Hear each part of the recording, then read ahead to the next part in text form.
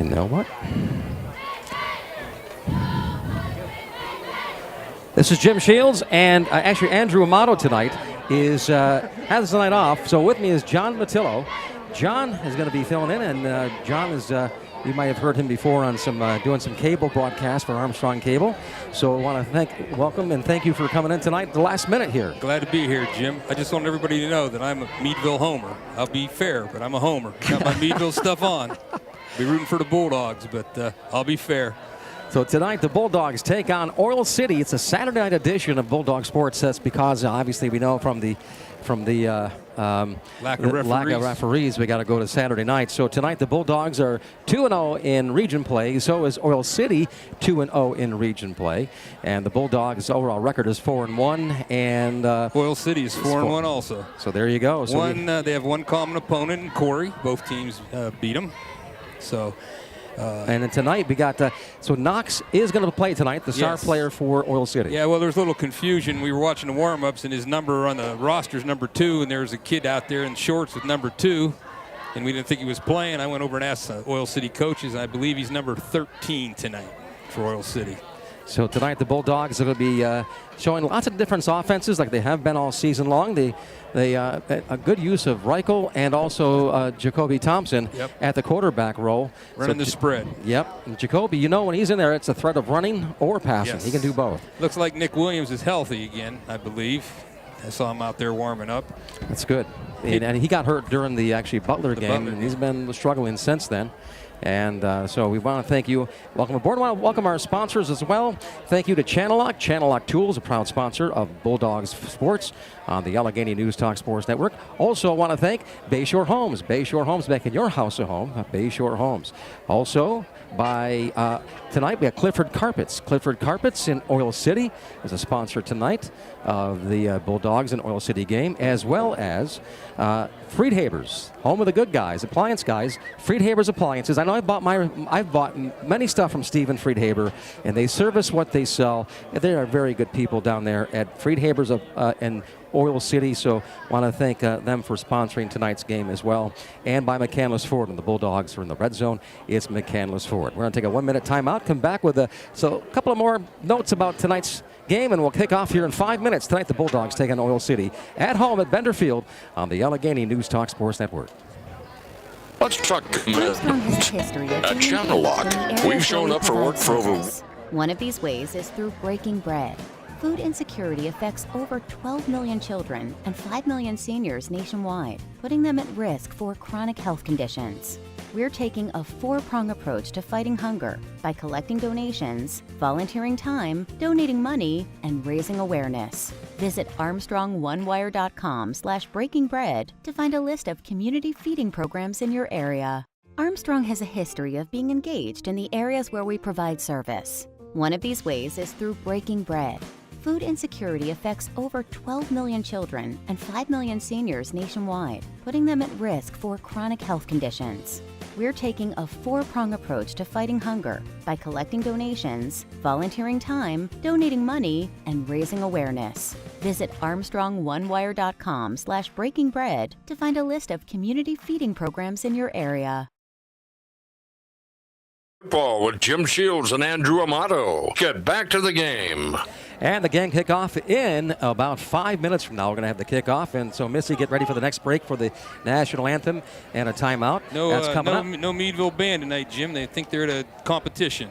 And we missed that because they do a great job. Yes, they do. They do an awesome show out there in the field. But they've got the Oil City band tonight, so for filling in. So thanks for doing that. Just some information. Ethan Knox this year, he has 117 carries for 1,141 yards and 19 touchdowns. For Meadville, their leading rusher is Brandon Miller. He's averaging 127 yards a game. He has 10 TDs rushing and 12 total TDs. So. All right, cool. And tonight, Bulldogs, again, coming into tonight's game, undefeated in region play, and so is Oil City, but that will change after tonight's game. Oil City will have their hands full with the Bulldogs offense. We go about 4 guys deep in the running back situation. So, but they have Knox, so they can. If Knox is up to par tonight, I think it'll be quite the game to watch here. Well, the Bulldogs have had a couple TD passes the last couple games too. You know, surprising the opponents with the pass. Tate Reichel's done a nice job finding the open man. And Jacoby Thompson, when he's in the game, he's a dual threat, running and passing. Yeah, there's the Oil City band. The other one, too, you have to watch out because Brighton Anderson's been on fire with interceptions. The last 2 games, he's returned an interception for a touchdown. So I look for Brighton Anderson to be on his toes tonight. He is always a defensive threat and an offensive threat, but he scores just as many points defensively as he does offensively. He's a special kid, Brighton is. He plays 3 sports, football, wrestling, and baseball. He's the center fielder for the baseball team. I think he liked to play baseball in college. I was talking to his dad the other night. Wish him all the best. We have a lot of kids that play multiple sports for the Bulldogs. So if we get any scores tonight, I'm not sure if there's many other games. I know there's one other game tonight, and that's at Erie's playing somebody. Erie's playing. High. And also Northwestern tonight is playing at home. No, Northwestern got their first win last night. They beat Union City 19-13. Ah, okay. So my mistake. No big deal. There we are. Good night tonight for football, though. It's going to be mostly clear skies. Temperatures right around currently at 74 degrees outside. And beautiful night for football, especially for late September. The last day of September, October 1st is tomorrow. Can you believe that? Today's my birthday. 66 years old today. Happy birthday, John. Yes. What a way to celebrate by calling a game. Yeah, I told Brighton Anderson I won a victory. And tonight you're also going to hear our commentation tonight on Armstrong Cable and on PCN Network. We're going to do the national anthem and a 2-minute timeout. Come back after this with the start of the game on the Allegheny News Talk Sports Network. For 4 generations, the McCandless by the dawn's early light, what so proudly we hailed at the twilight's last gleaming, whose broad stripes and bright stars through the perilous fight o'er the ramparts we watched were so gallantly streaming, and the rocket's red glare, the bombs bursting in air, gave proof through the night that our flag was still there. Oh, say does that star-spangled banner yet wave o'er the land of the free and the home of the brave.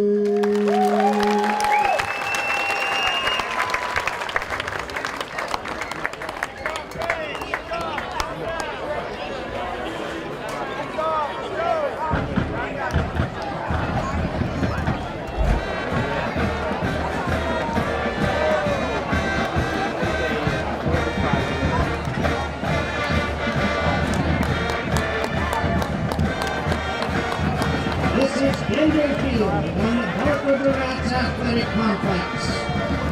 On behalf of Meadville High School and Meadville High varsity football, we would like to welcome the players, coaches, managers, band, cheerleaders, and spectators here this evening from Oil City High School. At midfield, representing the Oilers, number 13, Ethan Knox. Number 85, Henry Milford. And number 21, Kevin Pearsall. For the Bulldogs, number 52, Ty Tidball. Number 5, Damian Jenkins.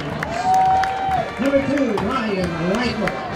And number 28, Bryton Anderson.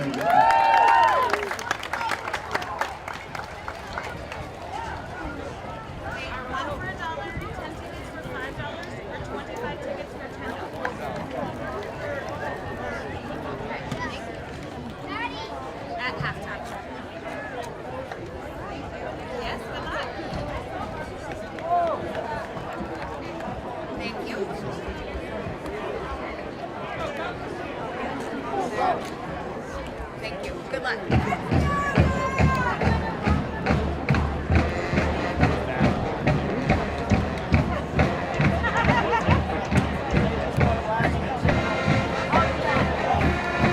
football on WMGW Meadville, WTIV Titusville, WFRA Franklin.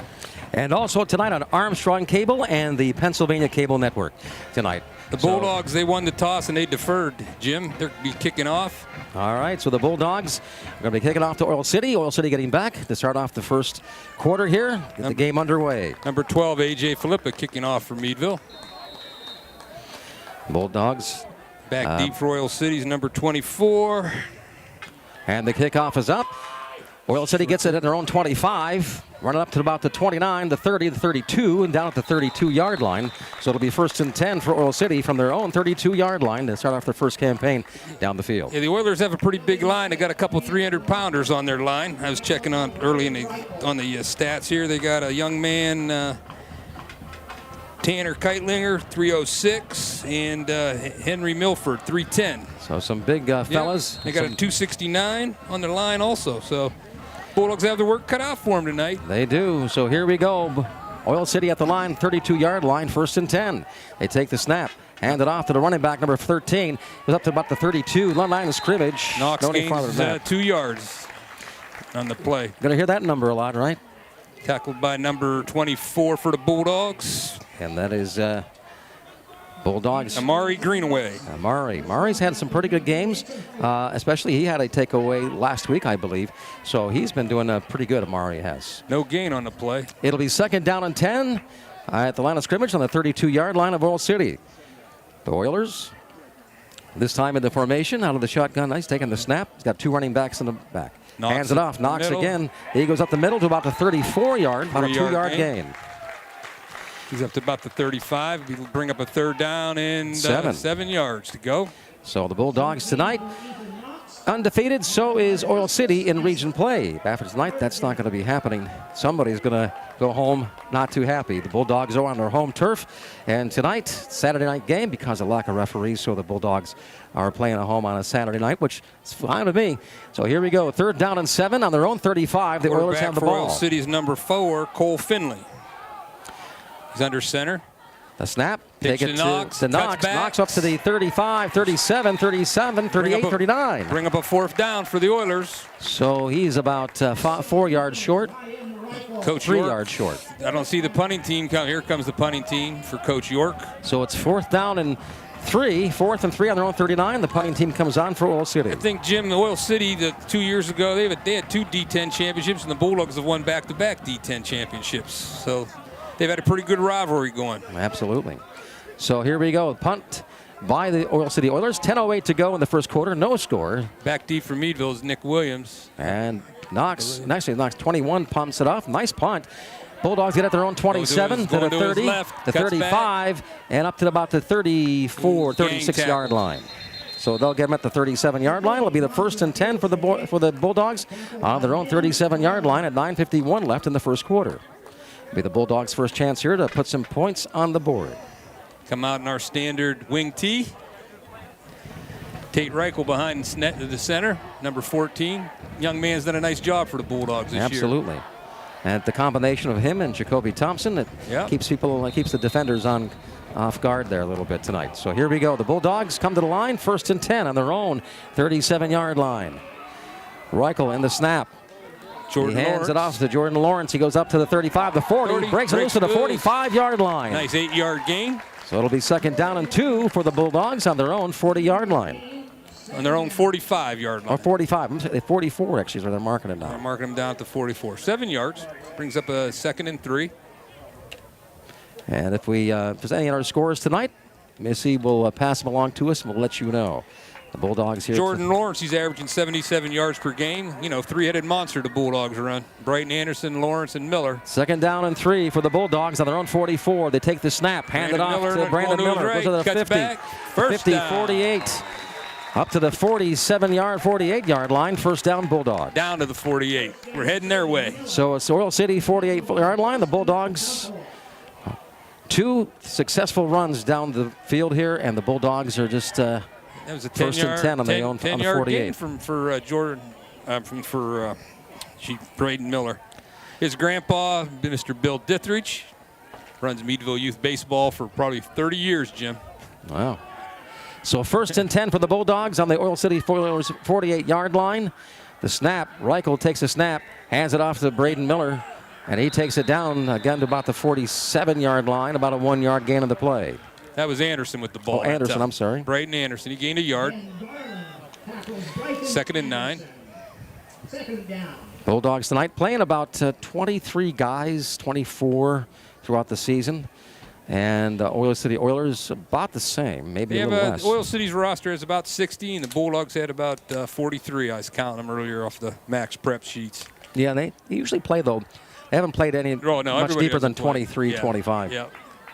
Right. So 2nd down and 9 for the Bulldogs on the Oil City Oilers 47-yard line. Pitch to Lawrence. Lawrence nice takes hold. it to the 45, He could the 40. be gone. He's gone to the 30, 25, 20, down at the 16-yard line. He marked at the 15-yard line. 17-yard line, Jimmy.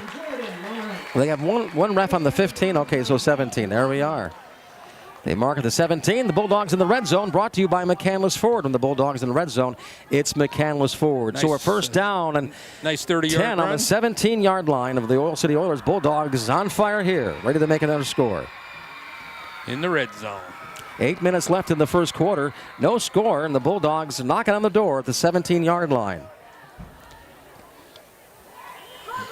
Miller on the left, Anderson on the right. Miller in Reichel motion. takes a snap and motion, so it's a 5-yard penalty. You know, on our offense, that's one thing we have to do. We have to avoid penalties. You know, we don't want a 1st and 15s or holdings because we've been penalized a lot this year. I mean, the cash game was, wow, was out of control, wasn't it, Jimmy? Yeah, there was a lot. I yelled at the referee, put the flag away. The score's out of hand. But he kept throwing it. Andrew said he had 60 yards in penalties on the offense.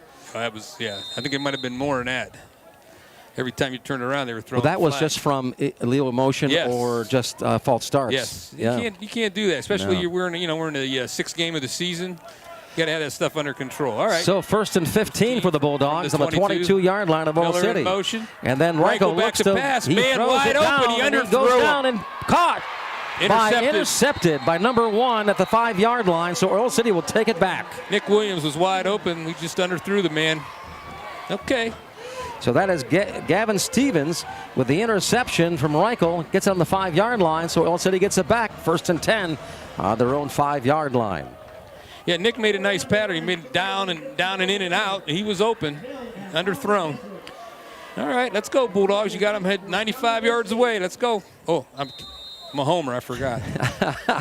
Sorry, Oil City fans. I respect your team. Yeah, we're on 98.1 in Oil City, WFRA, and 105.3 in Titusville. They're in the I formation. Knox is the deep back. All right, so the Oil City pass over the middle. And whoa, what a hit. What a hit by the Bulldogs on Gavin Stevens. That was number 11 for Meadville. That was a high hit. Nick Williams putting the leather on him. That was a high hit, but it was good. It was a crossing pattern. So it'll be 2nd down and 10 for the Oil City on their own 5-yard line. 7:46 to go in the first quarter. Yeah, Gavin Stevens on the year, he has 8 receptions for 145 yards and 2 TDs. He has his helmet off of there. I hope the young man's okay. He took a hit. He did. Took a big hit. Thank you for listening on the Allegheny News Talk Sports Network and watching tonight on Armstrong Cable and also on PCN. Knox is in the deep. Knox hands it off to Knox. He goes up to about the 8-yard line. Nice positive yardage. Get him a 9, actually, so it'll be 3rd down and about 6. So 3rd down and 6 for Oil City on their own 9-yard line. And Knox tonight, they're on him. I mean, they expect him to get the ball most of the time, and he's not had a lot of success tonight running that ball. Maybe he's picked up a total of 8 yards. It's early. It is. You know, he's like a horse. You keep going to him, he could break one anytime. 7:11 left in the first quarter. No score, and the Oil City Oilers take the snap. And then they number 21 with the ball that time for Oil City. And not much. They get about 1.5 yards. They're at the 11-yard line. Kevin Purcell. He's averaging 21 yards a game. That forces a 4th down and 5. So now the punting team comes on for Oil City. Bulldogs go back to about their 50-yard line. They'll get good out of this punt. They'll get good. They'll get in a good position to start off the next. Kevin Pearsall's doing the punting for Oil City. They'll be in a good position on the next possession here. Have good field position, Jimmy. 6:33 left. No score in the first quarter. Nick Williams is on his own 44.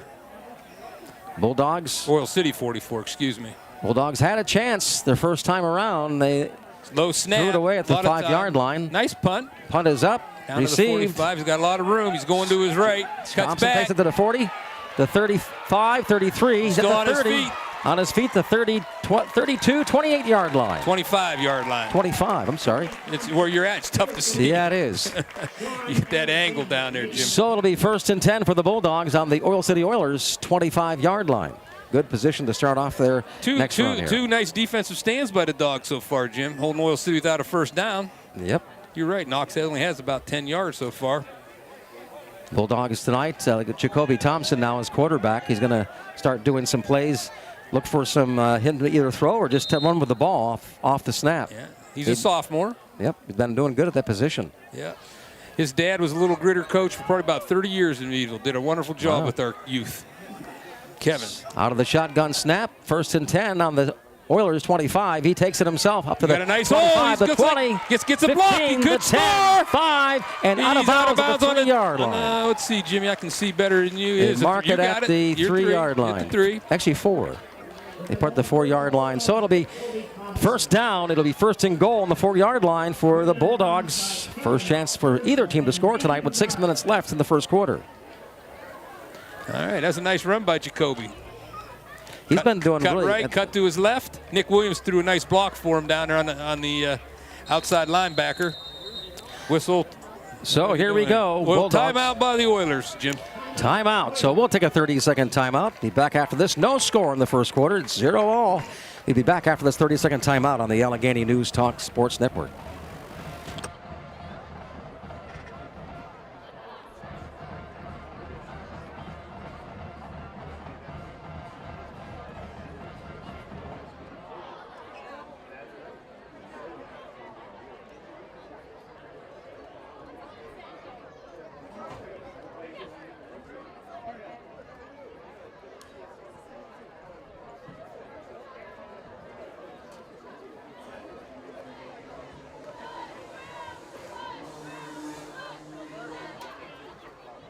Go Bulldogs. And there's no score here in the first quarter, but the Bulldogs knocking on the door at the 4-yard line. First and goal on the 4-yard line. So the Bulldogs looking to score here to put the first points on the game at the 5:48 mark of the first quarter. They need to fix the scoreboard. It says 1st and 10. Can't be 1st and 10 when you're on the 4.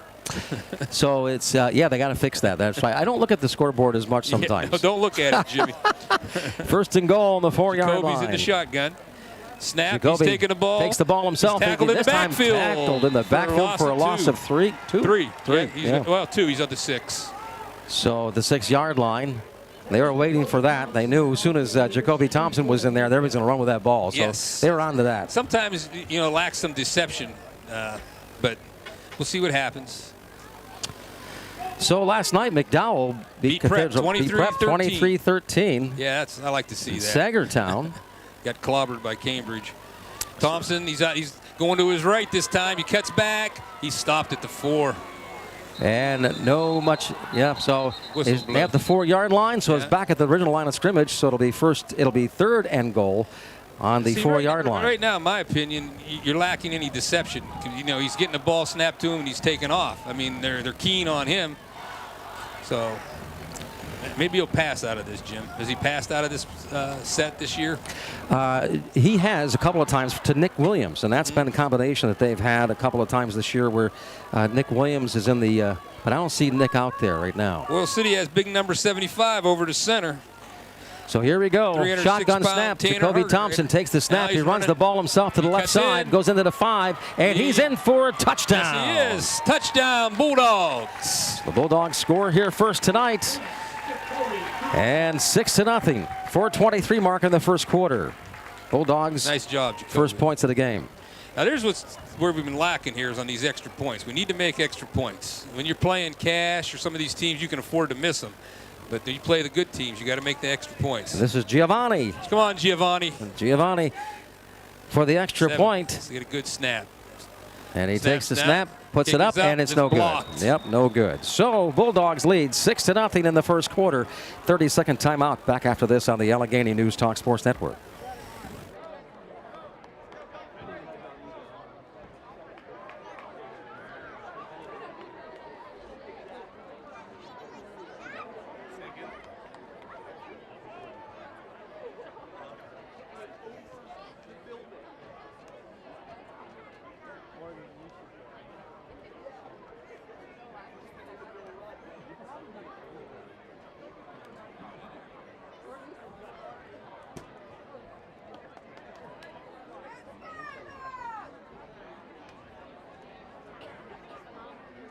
And instead, it's John Matillo tonight. He's filling in for Andrew Amato. I'm Jim Shields. Thanks for listening to us on the Allegheny News Talk Sports Network and on Armstrong Cable Television. I believe it's Channel 100 and on PCN tonight. Jimmy, when you miss an extra point, it's like a birthday cake without any candles. You know, you got those extra points are big. In close games, they make or break you.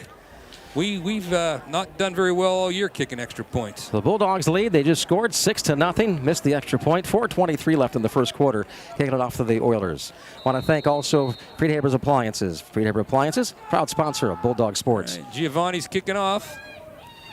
And kicks it off. They get it to Number 25. 23. And he goes to the 35. Nice. Down at the 36-yard line for number 23. Number 26. Ryan Elverton with the tackle for the Dogs. It's Johnny Hardengrader, easy for me to say, with the run back. All right, the 1st and 10 on the Oil City 37.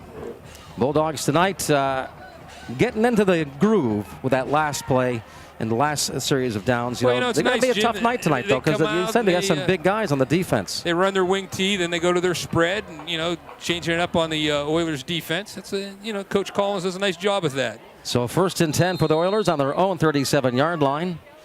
And they're in the huddle. Actually, they're in the snap. tee. Take the snap. Here goes Knox. Hit at the line of scrimmage. Hit at the line of scrimmage. No gain. 2nd and 10 now, 37. Knox not having much luck tonight against the Bulldogs so far. It's early yet, all right. Well, the offensive linemen for Oil City, they got to stay on their blocks. They're just not hitting anybody. They're running downfield in front of nobody. Bulldogs defense also a pretty impressive bunch. Number 15, Ty Tidball. He's had a great season this year for the Bulldogs. And then also, forget his name. I'll get it, though. Justice Esser. He's tough. 2nd down and 10 for the Oilers on their own 37-yard line. They take the snap in motion. And Knox this time goes to the 35, up to the 40-yard line. Still on his feet, down at the 43-yard line, 44. That's his best run. You can see his maneuverability there. He takes a beating and keeps on going. Yeah, it was a nice run. He's a strong runner. So it'll be third down and 4. 3rd and 4 on the own 43-yard line. Almost a 44. Bulldogs lead 6-0. Yeah, they got to get to the 47. Bulldogs tonight, again, after coming off a really impressive win against Cash on last Friday night. Yeah, they murdered him. Yeah, that wasn't even close. Cash got smoked by Titusville last night. Yeah, movement on the Oilers. So a 5-yard penalty. Push that back 5 yards. It'll make him 3rd down and 8.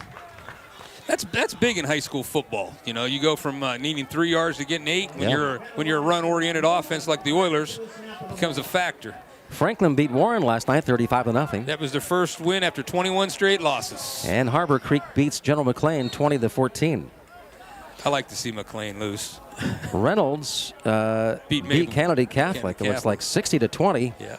We're going to be down on last game of the year is going to be Hickory. So we haven't played them in quite a few years. Good football tradition, Hickory. 3rd down and 8 for the Oilers on their own 39-yard line. Knox is deep in the backfield. And they take the snap. Back to pass. Quarterback looks back to his right. He throws it downfield. Almost intercepted by the Dogs. Oh, Brandon Miller almost had that catch right through his hands.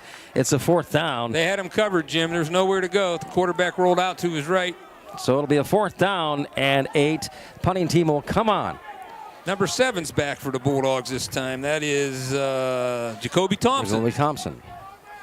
He's only a sophomore, Jacoby. He's a bright future. And Nick Williams usually does do the returns, but again, he's still kind of nicked up a little bit. He's on the mend a little bit. I talked to his dad. He goes, yeah, he's going to be playing here and there. No, that's good, though. We need Nick. Okay. So here we go. Fourth down at 8, 39-yard line. Oil City Oilers are going to punt the ball away. Low snap. Nice punt. Punts it away from Jacoby. Takes a nice Oiler bounce, rolling down at the 20. Down to the 15, the 14. And nice they punt. Stop it at the 13-yard line. So it'll be first and 10 for the Bulldogs from their own 13-yard line. With 2:09 left in the game, in the first quarter of the game, and the Bulldogs are ahead 6-0.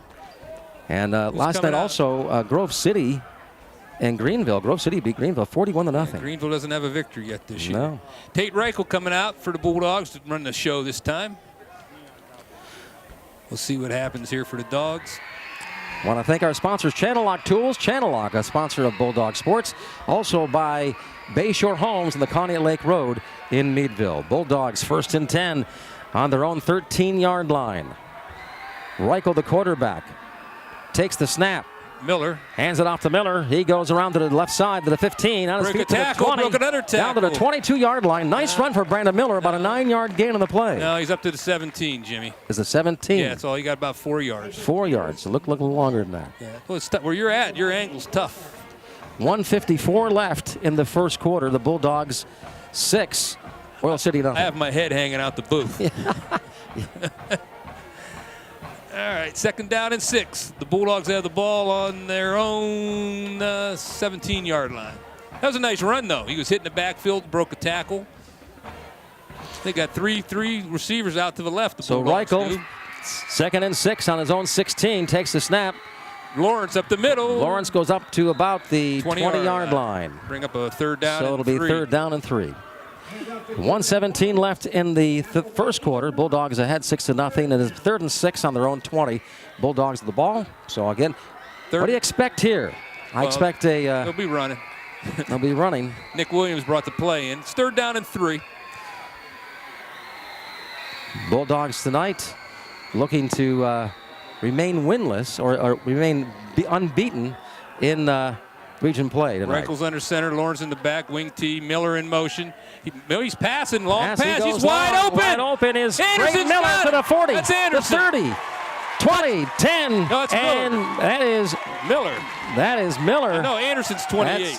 And Anderson's 28. So that is 80-yard touchdown pass. Yeah. That might be a Meadville High School record because we don't throw a lot. Yeah.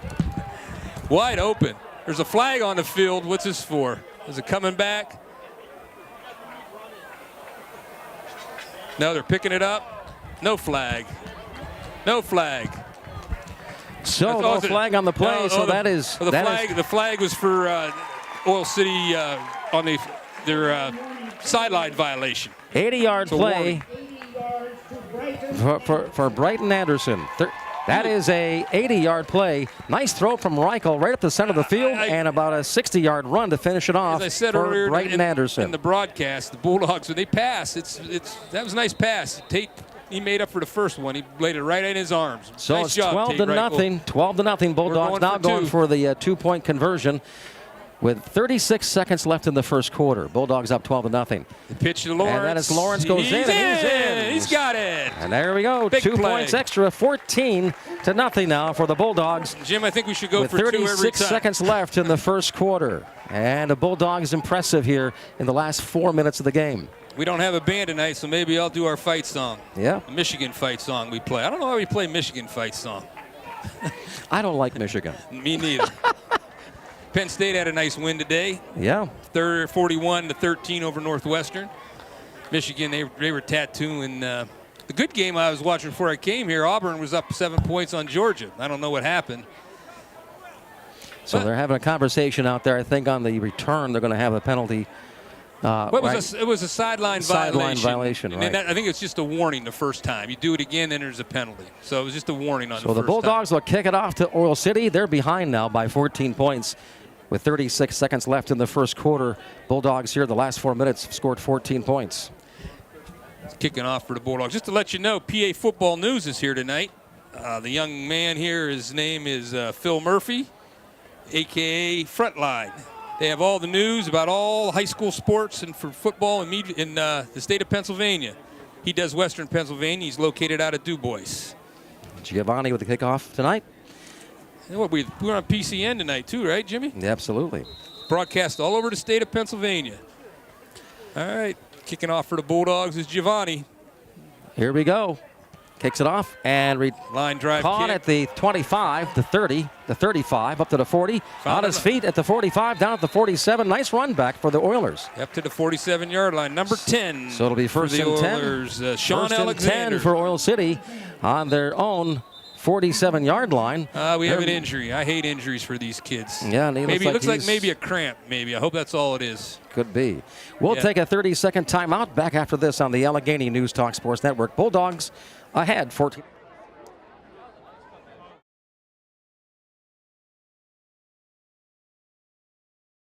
My name is Matt Romeo. I've been at Armstrong for almost 9 years now. What I love most about my role as a lead tech is making a difference in my techs that I'm looking after, making a difference in their lives. I make sure that on their jobs, they have the help that they will need. There are so many opportunities to advance in this company. The training has been absolutely first class. Armstrong cares about our customers getting installed and serviced, but they mostly care about us going home at the end of the day. When we say don't trust your internet to just anyone, we mean it.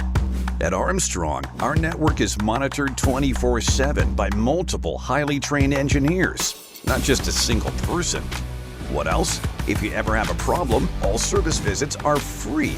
That's right, we come to your home to fix things, unlike those other guys.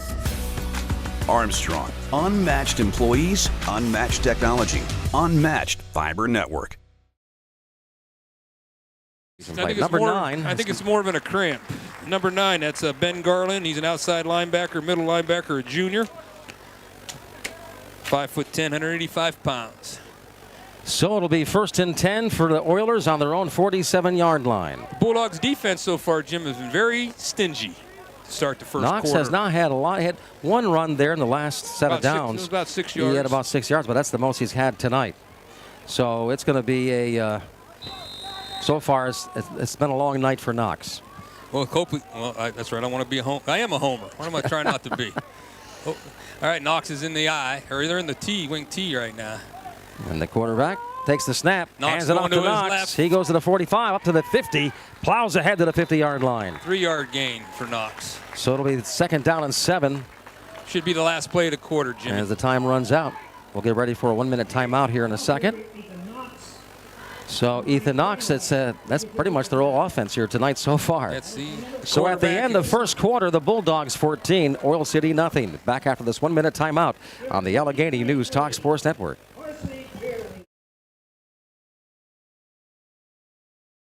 Armstrong has been a part of the Meadville community for 70 years. We helped you get online with Zoom Internet. Our Breaking Bread program began fighting hunger in our communities. Enhanced Wi-Fi delivered coverage, security, and control of your network. Zoom Extreme brought internet speeds up to 1 gig to the community. And in 2022, Armstrong was named CableFact's Independent Operator of the Year for the 2nd time. When you support Armstrong, you're supporting your local community. Transform your business internet with Armstrong Business Solutions. Our advanced 10G fiber optic network gives you the ability to experience lightning-fast upload and download speeds with unlimited data. But that's not all. Wireless internet backup combats network disruptions, and Business Pro Wi-Fi helps monitor and manage your network from anywhere. Get your business up to speed with connectivity that works for you from Armstrong Business Solutions. Go to armstrongonewire.com/business. Back to the action. And we have the second quarter of the game. Pitch Oil to Knox, City going to his gets left. it to Knox up to the 50, down to the 48-yard line of the Bulldogs. Another about a 2-yard gain on the play. Tackle by number 58. It'll be third down and 7. Third down and 5. Third down and 5 for Oil City on the Bulldogs' 48-yard line. Looking to make their first points tonight. Well, we got the 3rd and 5 from the Meadville 48-yard line. Cole Finley, the quarterback for the Oil City Oilers. Knox is in the backfield. He's had 3 touchdowns Everybody's and 3 interceptions tight. Nobody's tonight. split out. The Bulldogs are blitzing. They take the snap, and he bumbles the fumbled. ball. It's loose. There's a fumble. It's way back. The Bulldogs pick it up. recover. The 30-yard line. Bulldogs get it back. 30-yard line. So it'll be 1st and 10 for the Bulldogs. On their own 30. Alex Plyler, number 58 for the Bulldogs under recovery. So that was a... Landon Plyler with the coverage. So number 4, Cole Finley, couldn't hang on to the snap, rolls backwards, and the Bulldogs get it back on their own 30, on the Oil City Oilers 30-yard line.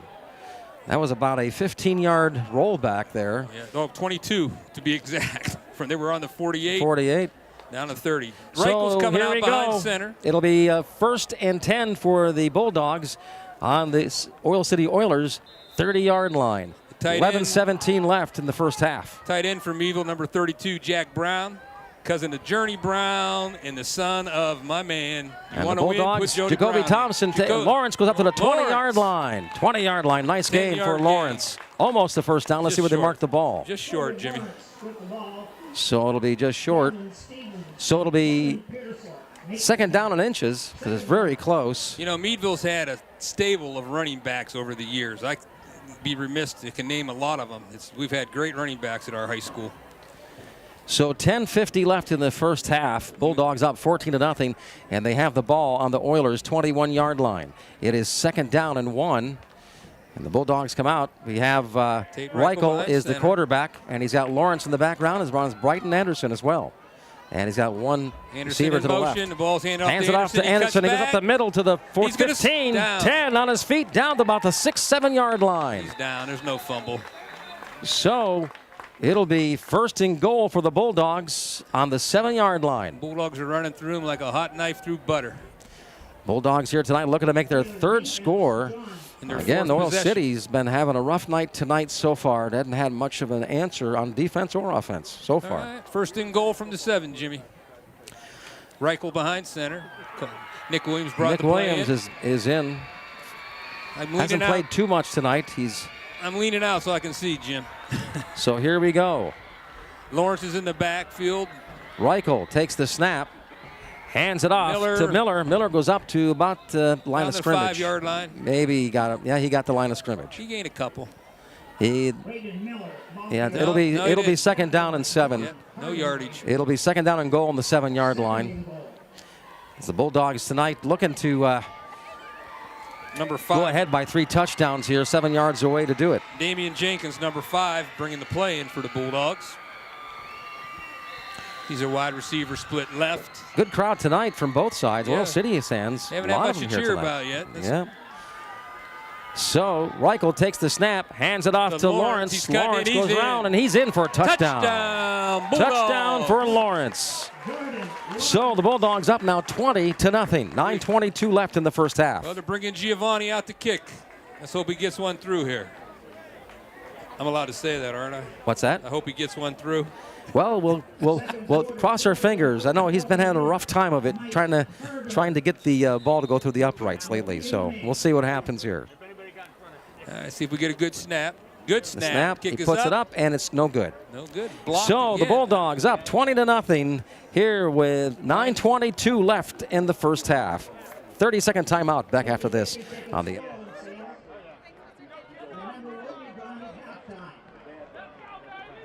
Last home game, over $400 was given away.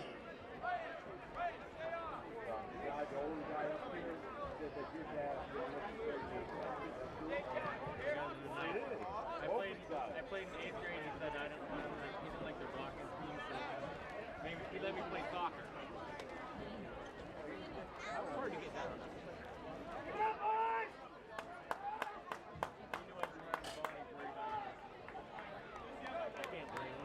Calling the game. 9:22 left in the first half. Bulldogs scored. So 20-0 is the lead. Bulldogs kicking it off here to Oil City. Bulldogs on fire here in the last 8 minutes of the game.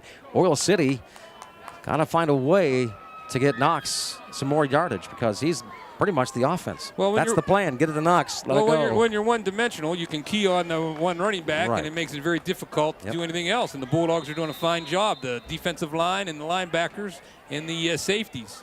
Bulldogs kick it off. The Oilers, the 20, rolls down to the staying 15. in bounds. They pick it up at the 10-yard line. They run it back to the 15, to the 20, down to the 22-yard line. That might be the best and a kick flag on the coverage of all play. year. At the end of the play, a flag on the play. So that's number 10 for Oil City, Sean Alexander. He's got 2 touchdowns this year, that receiver does. So the Bulldogs stop him on defense. Don't get too much, maybe 10 yards back on that return. So it'll be first down. See what the penalty is. It'll be first down for Oil City from their own. Let's see. They're going to mark it off. Looks like it's against the Bulldogs. No, I can't Let's tell. see.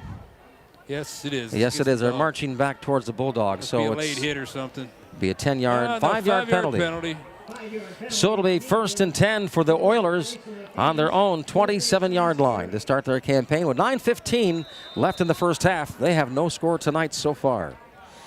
The quarterback, Cole Finley, for Oil City, takes the ball, snaps it off to Knox. He goes up to the 30, on his feet, down to the 33, maybe the 34. Let's see what they mark at the 33. He's up to the 34-yard line. So it'll be second down and about 7. About 4. Well, they marked it at the 7, the 33, it looks like. Is it 34? Well, he needs to get to the 37, so it's second So and is it 4. 33 or 30? It's at the 34-yard line. Yeah, it's second and 4. 8:45 left in the first half. Oil City comes to the line.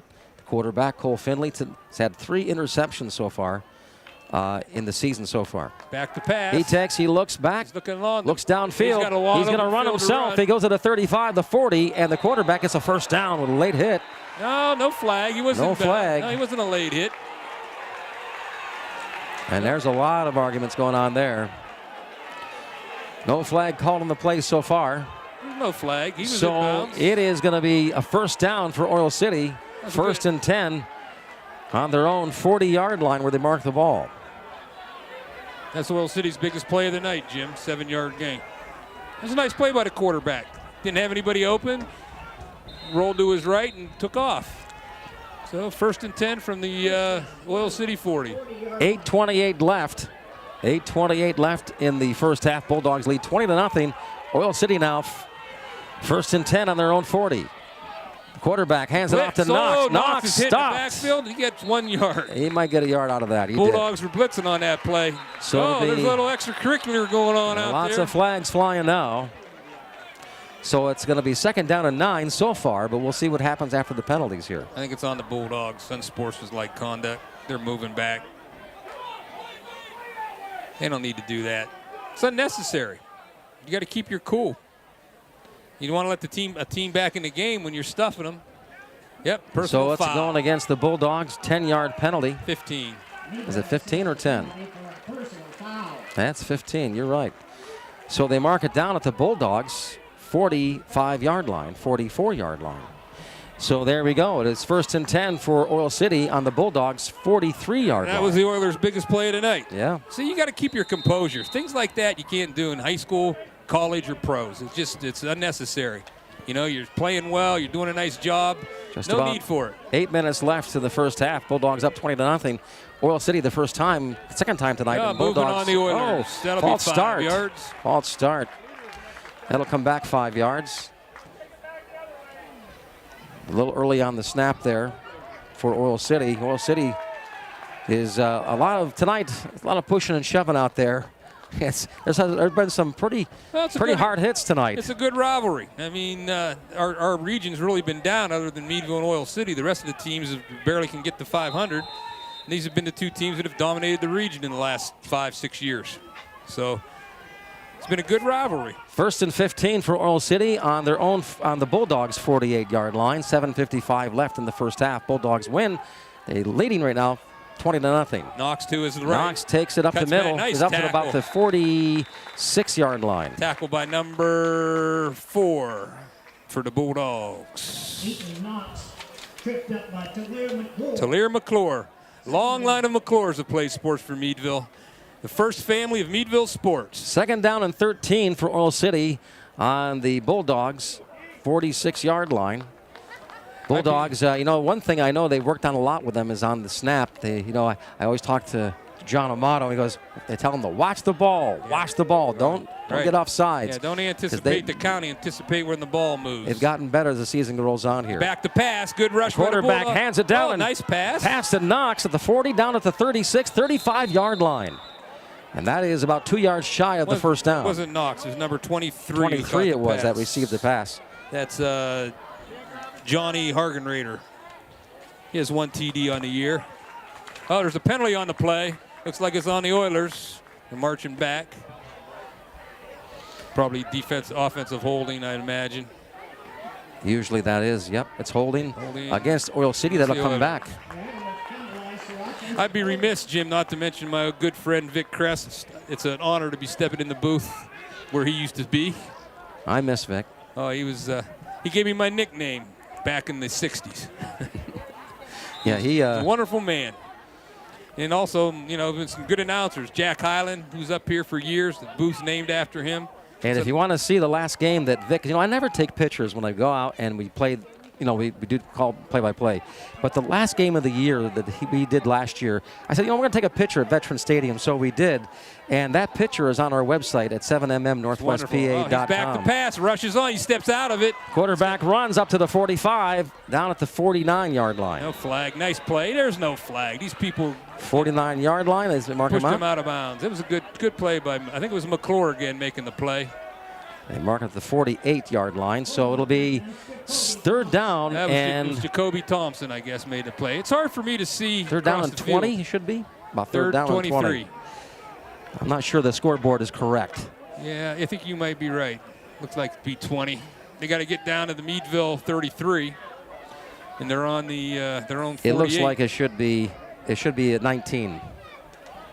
Yep, it is. Third and 19 on the 48-yard line. Yeah. Quarterback. Bulldogs are going to blitz. Now they're back out of it. He's back to pass. back. Oh, they put the pressure on. Oh, nice play. Nice Wide open on the left. for Oil City. Goes to the 50-yard line, to the 40.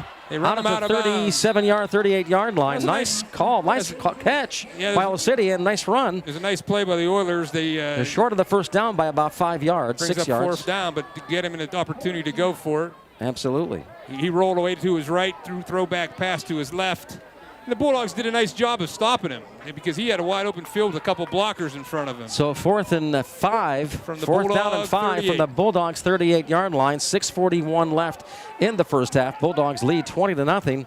And Oil City has the ball on the Bulldogs 38-yard line. They're going to go for it here on fourth down. They have much of a choice here, and hopefully they can get some things going. Down. They might have to get a timeout. 5, 4, 3, 2. He snaps quarterback Cole Finley takes it. He rolls to his right, looks downfield, throws it, and short of the first what down. A catch. Incomplete.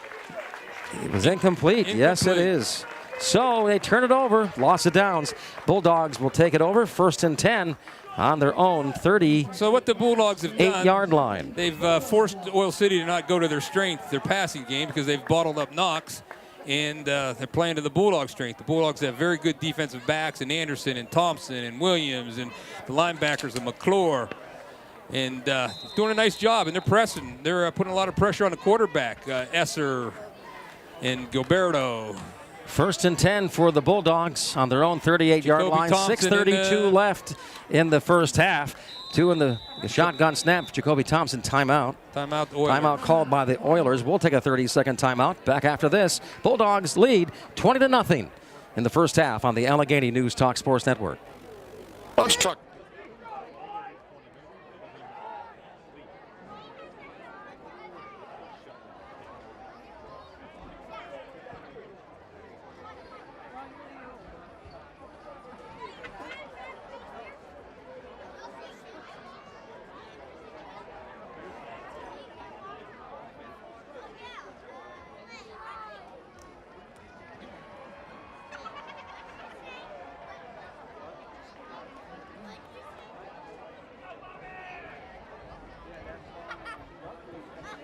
Filling in tonight, John Matillo.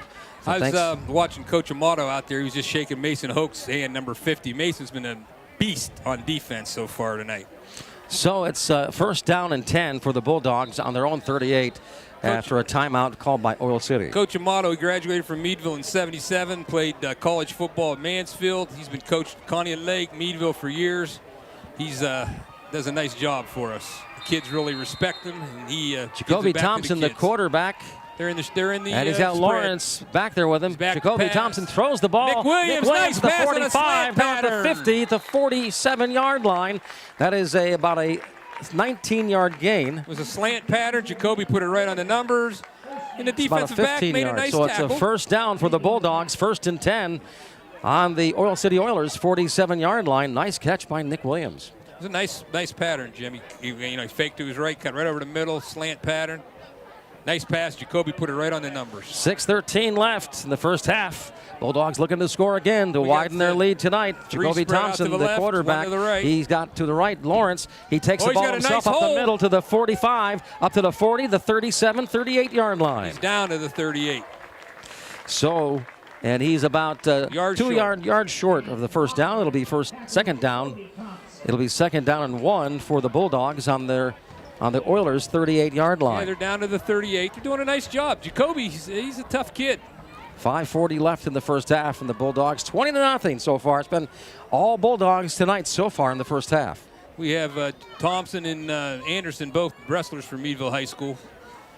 Both very successful. I think one of them was D10 champ. One was a runner-up, I believe. Shotgun snap for the Bulldogs. Jacoby Thompson takes the snap, runs it himself to the left. Nice. He goes up to the 40, 38, first down. 37, first down Bulldogs. It was 36-yard line. Kind of a high snap. He put it down. Nice job. The center for the Bulldogs has done a really nice job. So it's first down. Bulldogs 1st and 10 on the Oilers' 37-yard line. Jim, you're only as good as your offensive line is, and these kids from Meadville have worked hard. They won the lineman challenge down at, I think it was at Oil City possibly, wherever it was at. They won it. They work hard in the offseason. Under the tutelage of Coach Amato and Coach Collins. Jacoby Thompson in for the shotgun snap. He's got Lawrence to his right. He's got Trips to the left to go out, and he throws it to Nick Williams again, catches it at the 35, 34, and he's down at the 33-yard line. Nice play. There's a flag on the play. Meadville's in motion, I believe. So that is going to come back.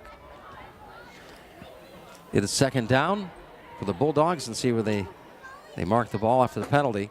Again, the Bulldogs have pretty much, at the first 8 minutes of the game, there's both even going back and forth, but after that, it's been all Bulldogs after the first 8 minutes of the game tonight so far. Was that illegal substitution? Well, I don't know what that means when he pats his head. Illegal person downfield. Yeah, illegal person illegal downfield, so a 10-yard penalty. So now it is a first and 15. First and 15 on the 42-yard line. That was a 5-yard penalty. Usually I thought illegal was loss of, no, I guess not a loss of down. Okay. Jacoby's back in, he's quarterback, and it's a nice mixture they have. They break him up with Tate, and then Jacoby keeps Oil City off balance on the defensive side. Lawrence so it is first down and 15. Shotgun snap. And a bad snap. Bulldogs go all the way back to their own 35-yard line. Oh, that was not a very good snap, and that cost Bulldogs a major yardage.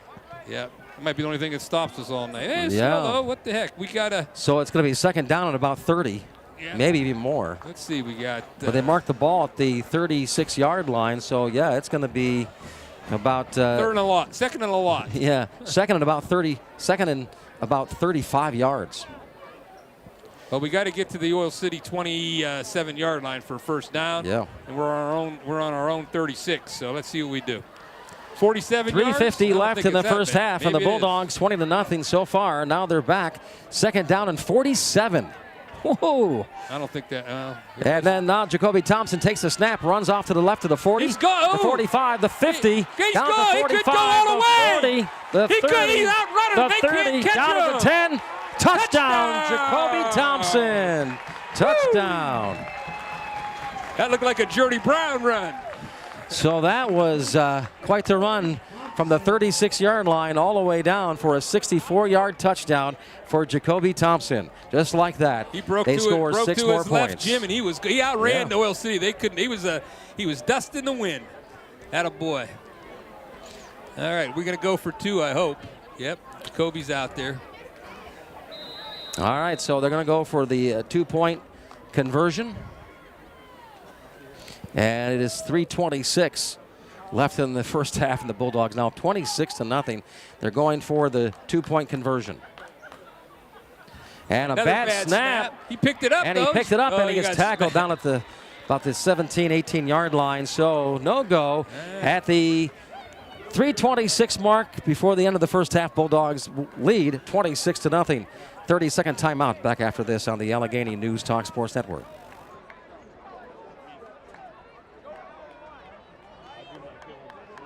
Armstrong has a history of being engaged in the areas where we provide service. One of these ways is through breaking bread. Food insecurity affects over 12 million children and 5 million seniors nationwide, putting them at risk for chronic health conditions. We're taking a four-prong approach to fighting hunger by collecting donations, volunteering time, donating money, and raising awareness. Visit ArmstrongOneWire.com/breakingbread to find a list of community feeding programs in your area. And the Bulldogs lead 26-0. 3:26 left in the first half. They're going to kick it off to Oil City next year. There's a lot of anticipation about this game, but I think the Bulldogs are they're 9 points away from a running clock right now. Yeah, Oil City looks down. Yep, it is. I believe it's 5 touchdowns ahead. Well, you got 35 points. 35 points. And the way we kick extra points, so last week we got to that. get 6 touchdowns. Yeah, the second half the clock ran last week. Giovanni, another nice kick. Get down to the 20. Down to the 10. Get it, pick up at the 10. He don't have much room to go. Back at the 15, he doesn't, and he goes chasing backwards. Going right inside. Oh, he's tackled down inside the 10-yard line. So it's back about where he started from, 10-yard line. They mark it at the 9. So it's going to be 1st and 10 for Oil City from their own 9-yard line. That's going to be... That's a nice kickoff by Giovanni. He's placed him nice over there in the corner, and they've rolled down there. Did a nice job. They dug a deep hole here. Giovanni's only a 9th grader, so we got years to get him making those extra points. Yep. We need them extra points. Next week we play McDowell. That's not going to be an easy task. And it's going to be in Erie, so that's going to be they had a nice tough win. game. They had a nice win last night, and they beat Prep, and they had a big crowd up there. I saw it on the TV. Wow. It's a big difference, though, when you go from Division 5 to Division 6. There really is. Yes, they're a big school. All right, Knox getting the ball. And he takes it up to about the 10. Yeah, Not much of a gain there. Nothing there for him. So it'll be, they give him the 11-yard line, looks like 10.5. So it'll be 2nd down and 8 for the Oilers. Oil City has that big line, but the Bulldogs are gashing them on defense. I mean, they're not putting the wood on the Bulldogs. The Bulldogs are avoiding it, and they're making the tackles. I mean, he's getting nowhere to run. Good game plan by Coach, our defensive coordinator, Coach,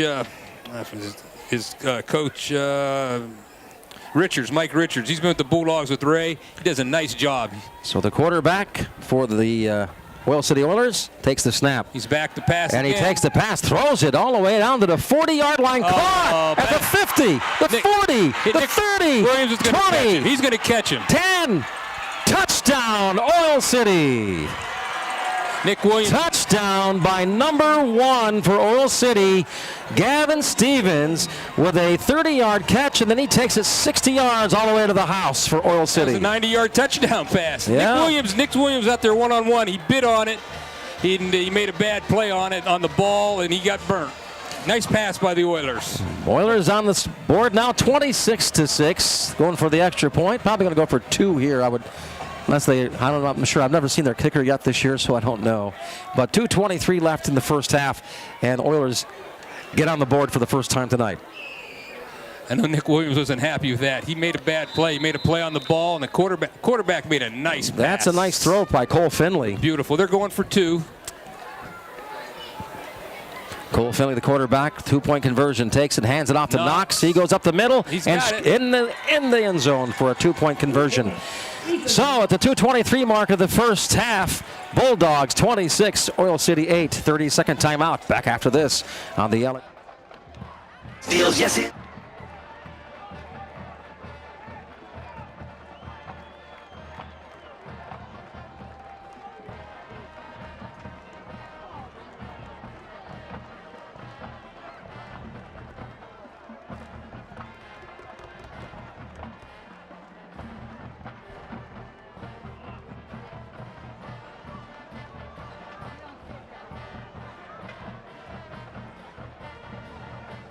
Jim Shields and Andrew Amato. Let's go Bulldogs. I think So the Bulldogs 26, Oil City 8, 2:23 left. Now the Bulldogs will kick it back. Actually, Oil City kicks it off to the Bulldogs. I think the Bulldogs will be aware of an onside kick because we get the ball at the beginning of the second half, so they better be ready for the Oilers kick. At the halftime, the Oil City band will be entertaining the crowd here at Bender Field. It's nice to have them here. Yeah, they sound good. I saw them. I was behind them when they were marching down to the field. They had their fight song going. It was nice. Yep. Bulldogs back on their own 16-yard line. Number 28 kicking for the Oilers. And the kick is up. Long kick. Caught at the 10-yard line. Bulldogs take it back to the 20. 25, 30, down at the 39-yard line. Nice run back for the Bulldogs, and that is number 7. Flag on the Meadville. Another unnecessary play by number about 30. He ran about 29 yards for a run back for Jacoby Thompson. Number 16 for the Bulldogs. It was not a good play. Jaden Kelly, he pushed a guy. You don't need to do that stuff. Just don't need to do it. So a penalty called against the Bulldogs here. Coach Amato's giving it to him. It's unnecessary. Pushes them back 10 yards. That'll be 15. To 15? Yep, personal foul. Just makes no sense. 26-8 is the score. The Bulldogs lead after a 90-yard play by the Oil City Oilers on that play before the break. On that play, the Oil City kid pushed him first, but it's always the second guy in. You got to keep your hands to yourself. So they put him back at the 19-yard line. So the Bulldogs 1st and 10 on their own 19-yard line with 2:14 left in the first half. We haven't seen a lot of Miller yet this game, so I think this might be his series. Miller or Brighton Anderson's been a little quiet tonight so far. Brighton Anderson in motion. There's Lawrence and they take it middle. up. Lawrence, not much of a gain, about a 3-yard gain. That's about it. There's 2 minutes left in the half. Oil City has one timeout is all they have left. 2nd down and 7 for the Bulldogs Meadville get on their own 22-yard line with 1:58 left in the first half. Bulldogs lead. A little momentum swing on that 90-yard pass play. Yeah. You know, Nick got a little aggressive and he got burnt. That's football. Bulldogs lead by 3 touchdowns here in the first half. Bulldogs here can really just run the clock out if they want. Hold on to the ball. Get pretty close to it. Here goes they hand Miller. it off. Miller takes it up to about the line of scrimmage, and that's about as far as he goes.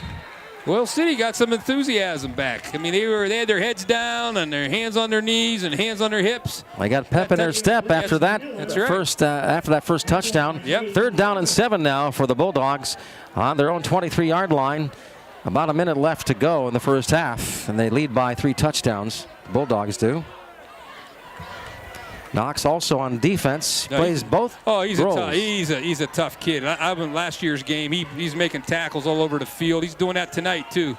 Kid's a warrior. Reichel takes the snap, hands it off to Lawrence, and tackled in the backfield. Yes. And he takes all the way back to the 10-yard line. Let's see where they stop the ball, though. Ooh, they saw him coming. Yeah, and the Oilers called timeout. 47 seconds left in the half. So the Bulldogs will turn over the ball here. They'll punt it away. A 4th down. They force a 4th down. And that's where they place that. Where do they place that ball? About the 15-yard line. So they're 17-yard line. Yeah. So they're placing it at the 19. One has a 19, one has a 17. Let's see where they're the 17-yard line. So there you go. So it'll be 4th down for the Bulldogs from their own 17-yard line. They're going to punt this ball away. And a timeout called in the field. Oil City as they get a game plan together here. Well, the Oilers had 1st and 10 on their own 10-yard line. That 90-yard pass gave them life. You give a team a chance. You have them down. You got to take them out. Give Oil City credit. The kids are showing some guts. It's nice to see. Meadville will be receiving the opening kick in the second half. This is big. This last 47 seconds. The Bulldogs need to keep the Oilers off the board, and obviously the Oilers want to get on the board again. And tonight it's been a good night for football. So far, temperature's down to about 65 degrees on the field right now, and it's just been a beautiful night. It's a full moon, the harvest moon tonight. If you look up there, it's a real pretty moon. It's one of the brightest moons of the year, they say. So bright moon over Meadville. That's right. And it's a full moon tonight, so you can expect anything to happen here at Bender Field. 3rd down and 12 for the Bulldogs on their own 17. They're going to punt this ball away. Who's back to punt? It looks like I can't read the number. High snap. They're coming after him. And nice punt. All the way back to the 43-yard line. Takes back to the 38-yard line. Well, so it'll be 1st and 10 for the Oilers from the Bulldogs' 38-yard line. So they're in good position here. 40 seconds with left 40 seconds left in the first half. No timeouts, though. They can score quick. We saw that in the last set of downs where they, in 10 seconds, they score a touchdown all the way down from their own 10-yard line. You know, and those penalties by the Bulldogs, they've had 2 personal foul penalties.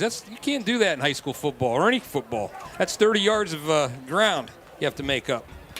Let's see what the Oilers do. They come out passing or they give the ball to Knox. You know, Knox is one player away from breaking one, Jim. The quarterback, though, has been pretty good with he's been pretty accurate. Cole Finley for the Oil City tonight. Yeah. And he's gotten snap. He's got Knox in the back, and he's got a blocker in front of him. And illegal motion. Offside. And they're going to call illegal motion. So it'll cost the Oil City Oilers 5 yards. 5 yards. So they'll march it back there. And it'll be 1st and 15 now from their own from the Bulldogs' 43-yard line. Steelers play tomorrow. That's too bad. Who are they playing? I know that's your favorite team. They're playing at Texans. They're actually doing better than expected. Yeah. They really are. Yes, I'm not saying anything. I'm a Browns fan.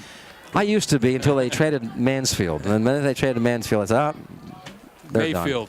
Mayfield. He's running a post pattern. Quarterback takes another open. throw. Down and out of bounds. Wow. It was thrown out of bounds. Couldn't catch that ball, so it'll be incomplete pay. Yeah, it'll be a second down. 15, 33 seconds left to go from their Oil City's 37-yard line. What you got there, Jan? Allegheny 10-3. They're losing 7 minutes and a half. Okay. So Allegheny is losing 10-3 with 7 minutes left in the first half. Has got that just in. They're playing tonight also across town. And I believe that game is on, they're broadcasting that in Pittsburgh on television. Cole Finley's done a nice job at quarterback. He got Knox. Takes the snap. He's looking rolls to his left. He's looking down, and he lets it rip, and it's out of bounds. There's no way to catch that ball. So it brings on a 3rd down and 15. He rolled way to his left and a throw across his body. That's a tough thing for a quarterback to do. Yep. Especially in a high school quarterback. Well, we got 3rd down and 15, 24 seconds left. Bulldogs, they been in control for most of the half with 26 points. They have 3 touchdowns ahead, but in the momentum has changed here in the last 3 minutes of the game here. I think Coach Collins looked forward to get him in the locker room and get him refocused and to come out and we get the ball at the beginning of the and Oil City does have some weapons out there. They can get back in the game pretty fast. Yep. So the quarterback, Cole Finley, takes the snap. He's looking, rolls to his left, looks downfield. He's throws it down there. He's got a receiver, but nowhere near it. Out of bounds. It'll be a 4th down. Now here's the thing. One more play to go. Seconds left. You go for a 1st down here. I would instead of it went all the way down the field, make another 1st down, then go for your touchdown. Lots of time on the clock. 16 seconds is a lot of time. Well, they don't have any timeouts though, so that's what I'm saying. You go to the sidelines. You throw it to the side, 1st down around the 28-yard line, and you have a chance. Then you got a chance to throw it in. Yep. The Bulldogs have put a lot of pressure. They haven't sacked them, but they're putting the pressure on them. You got to stay away from penalties. The Bulldogs do. Unnecessary roughness and things like that. 16 seconds left. It's 4th down and 15 for Oil City, and they have the ball on the Bulldogs' 43-yard line. They got to make 13 yards. 15 yards for a 1st down here. They got time to do a 1st down and another shot. Let's see what they do. They go back. Quarterback Colton, he fires along the sideline, and he almost had Gavin Steffens, and they turn it over and lost it down. Now the Bulldogs get the ball back with 11 seconds left. We'll see what we do. I would think maybe spike this ball, go into the locker room. He's going to run. He's not going to spike the ball. I don't think. We'll see. I think he'll one of these kids, anyone or bass could break one at any time. They've shown that all season long. But they've bottled up Miller tonight. Oil City's done a nice job with Miller and Anderson. And Anderson, you haven't heard them. They've been pretty quiet tonight. Lawrence ran the ball really well, and Jacoby Thompson. And then that big pass play we had, they're not doing nothing. They're going, you're right, Jimmy. They're just going to take a knee. Yep. get into the locker room. Yep, get reorganized. Talk it over. refocus. So at the end of the first half, the Bulldogs 26, Oil City 8. We'll take a 3-minute timeout. Back with some stats at halftime here on the Allegheny News Talk Sports Network. Building.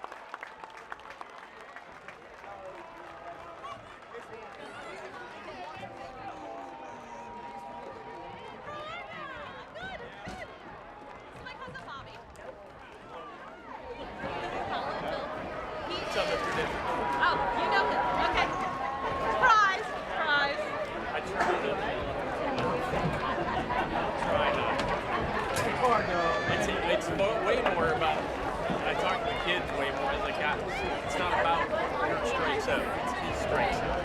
You need to find his strike zone. Shut up.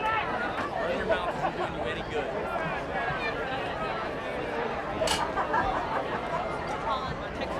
Hey, you want to come in the session soon? Sure, let's do it. Have some fun.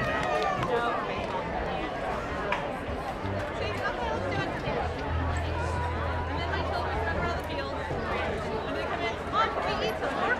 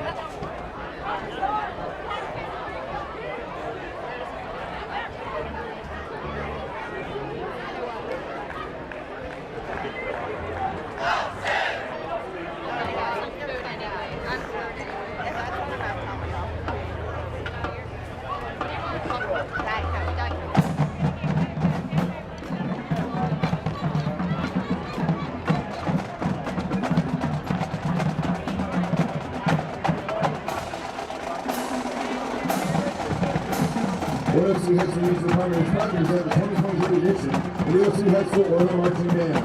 Then we present Starstruck, celebrating our Friday nights under the open skies. Our first featured band leading in turn with names such as Big Fat Time and Starfish, before setting on a name to help them add a string of hits including Yellow, Shiver, Viva La Vida, and this 2014 hit song. Then tonight's show, here it is Coldplay's A Sky Full of Stars.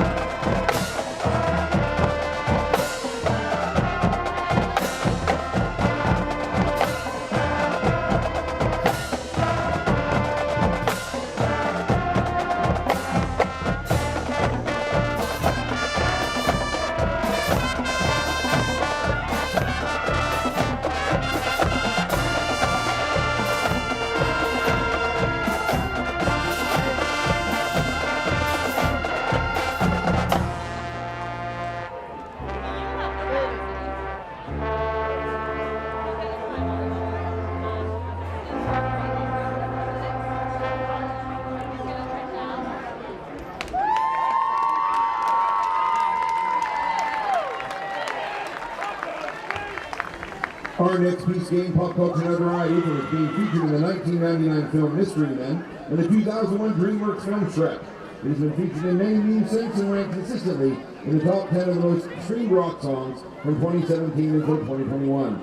Released by Smash Mouth and featuring our brand new Majorette squad, here is All Star. Think about it. So Rutgers.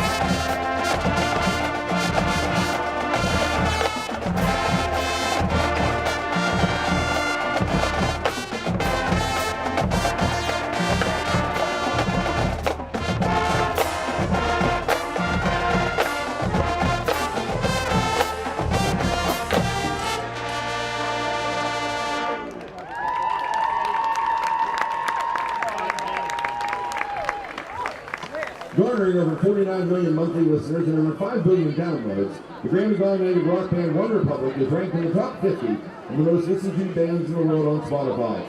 Their journey began with their first album, Dreaming Out Loud, in 2007, which featured the smash single Apologize. Since then, the band has realized a string of hits, including this next one from 2013.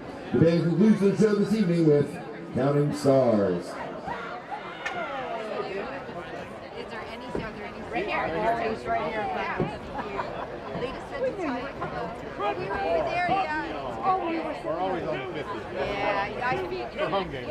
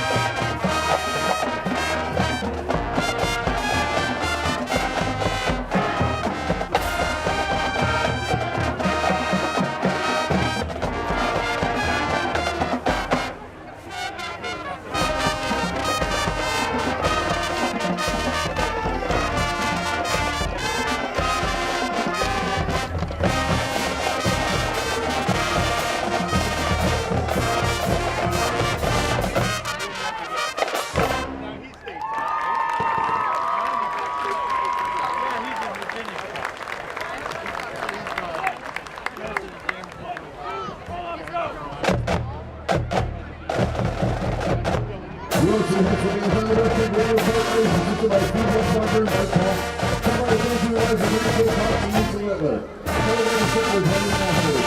Different cookies were already mentioned on the field. One of the field games on the Richmond Sundays were Sidney Miller and Matthew Myers. If you guys want to see a puzzle music, then let's go in the second half.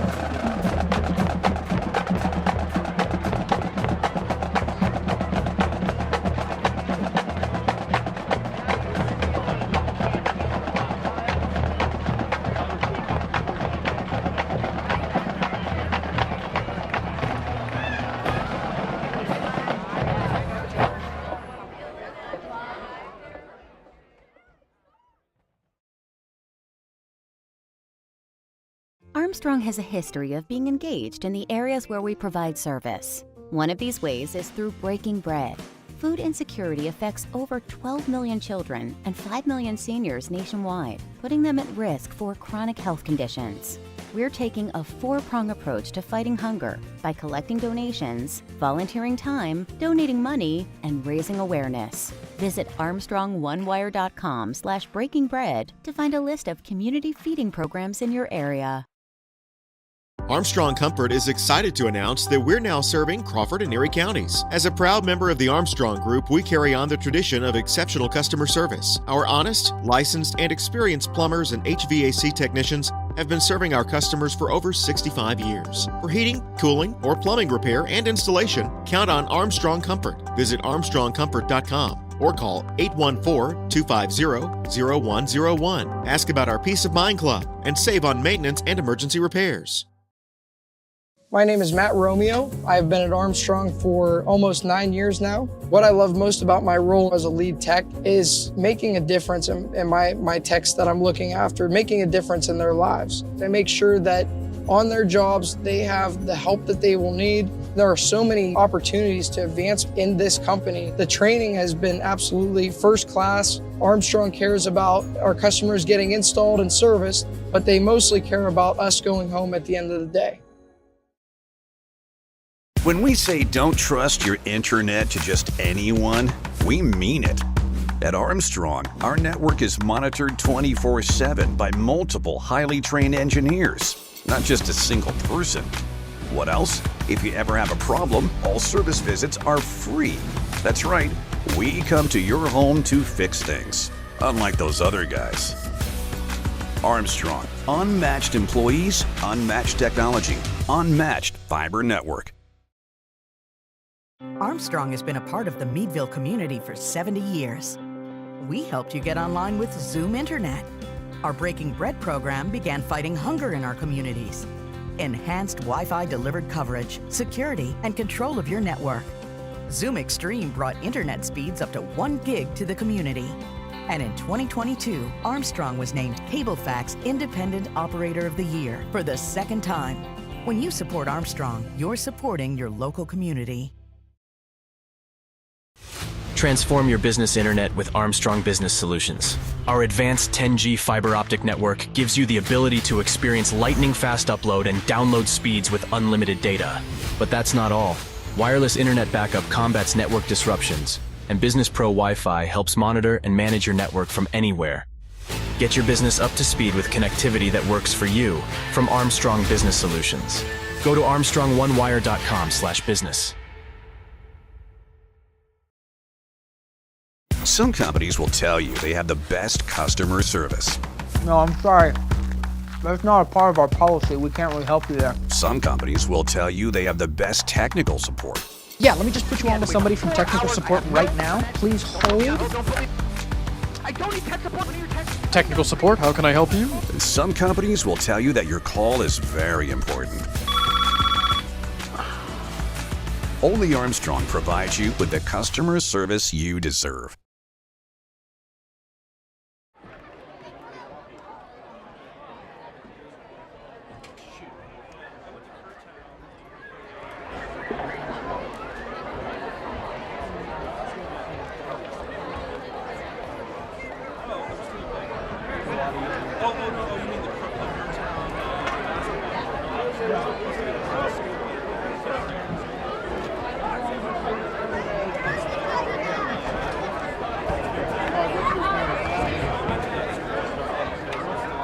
The action.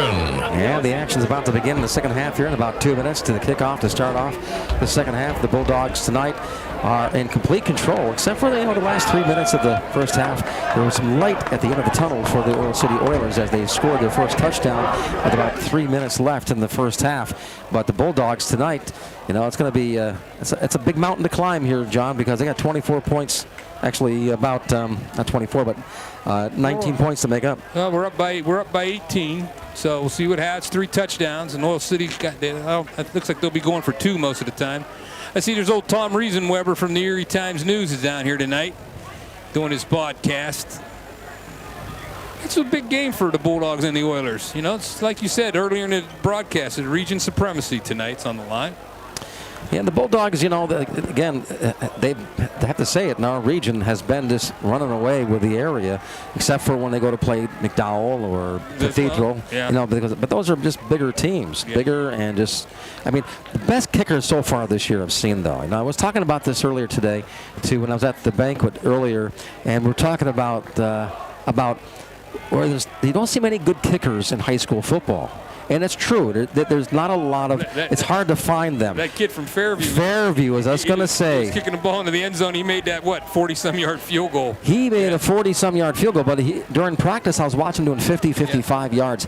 I'm not sure where he is, but if I was a Division I school, I'd be looking at him. A friend of mine played for Syracuse. I went to high school with, and he kicked like him. I haven't seen a high school kicker to kicks like that. Effortlessly, he was kicking that ball 45, 50 yards, the kicker from Fairview. A friend of mine, he went to, when I went to high school with, he would kick him 55 yards consistently. He ended up playing a full scholarship at Syracuse under Coach Mack, and played for him for 4 years. And that's just that tells you how rare of a find it is in high school to find, because I'm not seeing it anywhere. It's not just Meadville. No. It's in high school football. Very rarely do you see kickers that can kick a ball like that. I always wonder why, go to the soccer coach and say, who's your best kicker?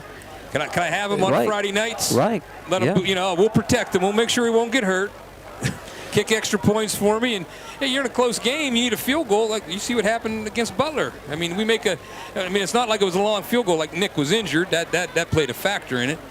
But kicking's it's a big part of the game. Well, again, like I said, Butler, that we had a chance to win with 10 seconds left, and we just couldn't get that through the uprights. And but it is what it is. But, it's like that's always high school kids. And that's a great game, Butler and Bulldogs. That's been a good rivalry out of the last 3 years. Here's the record: when Bulldogs are here, we win at home. When we're at Butler, Butler wins. That's the way it goes, and it's always by 2 points, 3 points, 4 points. It's always been a close game. So they're going to kick it off here. They're getting ready. The Bulldogs out on the field. I wonder if Oil City come out with an onside kick. I think I would. A squib. Something. You want to get the ball back, change the momentum.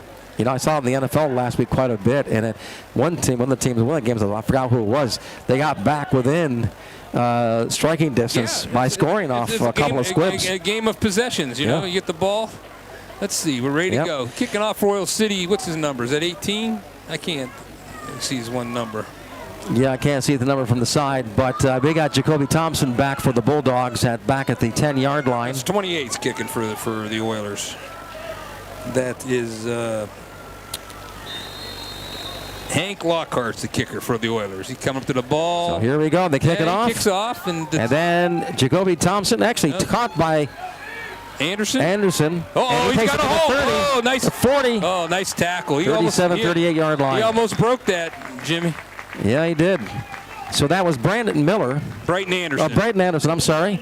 So he brings it back to the 37-yard line. It's 37 or 38 where they mark the ball here. Let's see. They mark it at the 38-yard line. So it'll be 1st and 10 for the Bulldogs from their own 38-yard line. Reichel's coming out behind center. Let's see what the Dogs do. I mean, they bottled up Anderson and Miller. Give Oil City credit. They ain't got some big boys up there. A couple 300-pounders and the Bulldogs in their special Here we go. They come to the line. Reichel, the quarterback. He's in the snap. Miller in motion, and they hand it off to Lawrence. He goes up the middle. Almost broke loose. If he could have kept his balance, he would have broke it open, but he's down at the 46-yard line. You know, our offensive coordinator's doing a nice job on that. He's had the big yardage for us tonight. So it's 2nd down and 2. Going right up the middle. For the Bulldogs on their own 46-yard line. I'd be remiss if I don't mention our lineman's name. I'll try to get that for all you people out there. Number 52, number 60, number 52. Thanks for watching the ball. game on Armstrong Cable and also 60, on PCN. Ben Foner. And the snap by Reichel. Anderson in motion. He takes it in, and then that's Lawrence. He doesn't get much of nothing on that play. He's about 1 yard shy. Got about a yard on the play, so it'll be 3rd down and 1 on the Bulldogs' 47-yard line. I think this is 2-down area for the Bulldogs. The Bulldogs here tonight. Nick Williams getting ready to bring the play in for the Bulldogs. Coach Collins. And it's nice. Oil City's got some pretty big guys right there. They're stopping them. Got a couple 300-pounders. You know, it's nice this year. We got our 40-second clock running for the Meadville underneath the scoreboard and one in the other opposite end zone. And new addition this year. I mean, one of the games, though, the refs were yelling up here, telling them to start the clock. Yeah, they were making a mess of things. Reichel takes the snap, hands it off to 1st down. Lawrence, and he does get a 1st down at the 49-yard line. That's 3 straight carries. So it's 1st and 10 for the Bulldogs on their own 49-yard line. Nice As run. they move the chains. Bulldogs are, just chipping away here. That's okay. Have a nice 6-minute drive, get a touchdown, and that'll put it. I think that'll be put it to bed. Nice crowd, a Meadville crowd tonight. Nice Oil City crowd also. They came up. Yeah, a lot of people from Oil City. 322, Route 8 to Franklin. Visiting stands are full. Yes. 10 minutes left in the 3rd quarter. 26-8, the Bulldogs lead.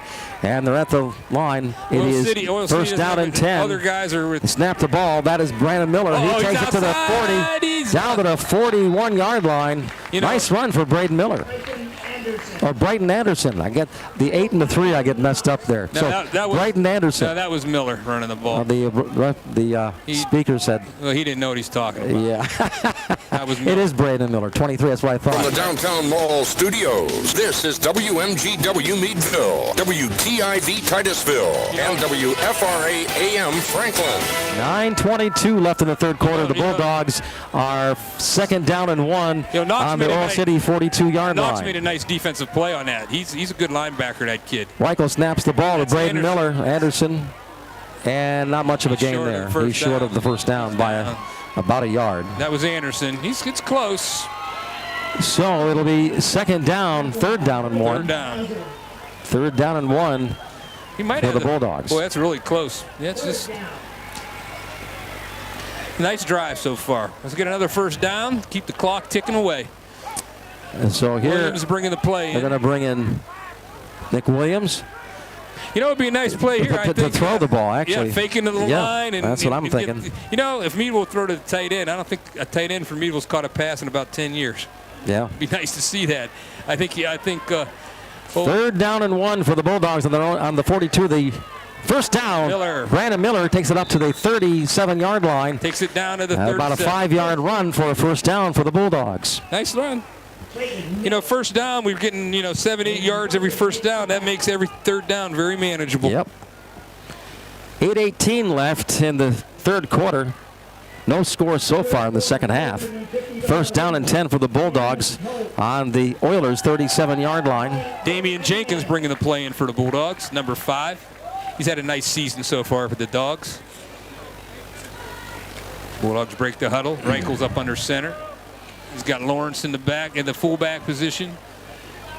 Miller split left in the wing T. And they hand it off. Anderson takes it up to the 37. He didn't get anything. He didn't get anything. Maybe the 38. Let's see where they mark the ball. They do him the 37-yard line. Gained a yard.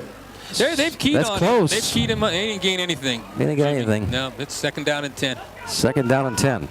You know, I think the Bulldogs ran a reverse or something. The guy could walk into the end zone, some misdirection. But we don't run that. So I haven't seen it in the years I've been watching. But so far, that's why I'm in the booth and they're around there coaching. 5 minutes have ticked away with no score so far in the second half. And the Bulldogs 2nd and 10 on the 37. There's Lawrence. They hand it off to Lawrence. Goes up to the 34. Yeah, 5-yard gain. About a 33-yard line. I think they marked the ball. 32. That's 5 yards. So 5-yard gain for the Bulldogs. Makes the 3rd down manageable. He's had nice holes tonight. He's had, you know, every time he's ran the ball, it's been positive yardage. It's nice to see. He's a fine young man doing a nice job. What years? And Reichel. Justin Lawrence is only a sophomore. Miller's a junior. Yep. It's a young Thompson team. is all your skill positions. Reichel's a junior, I believe. Yeah, a lot of them. It's a young team because last year a lot of seniors graduated. Yeah. But this year the Bulldogs are a young team, but they're a very talented team. Tate Reichel's a senior. I'm sorry. So Reichel takes the snap. Hands it off. He lifts the pass and he throws it downfield. He's wide open. Nick Williams for a touchdown. 32-yard play for the Bulldogs. Bulldogs touchdown. Nice catch by Nicholas Williams. That was a nice 6-minute drive, 5.5-minute drive, Jimmy. That's what you want to do. 32-8. The Bulldogs lead now. Right away from the Oilers. We're going for 2. Nice. You know, that's a nice fake handoff, and then he kept the ball low to his hip, and then they didn't know where the ball was. Then he just launched it center field right down to Nick Williams. It's that play action we have. The run sets up the pass. But I mean, those guys are wide open. You know. Nick Williams was about 3 yards ahead of his defender. Yeah, and they're not going to catch him. He's a district. And they go for the 2-point. That's offside on Oil City. 2-point conversion, but there's no. Neither offside. Dead play. Flag on the play. Let's see what happens. They're calling motion on us.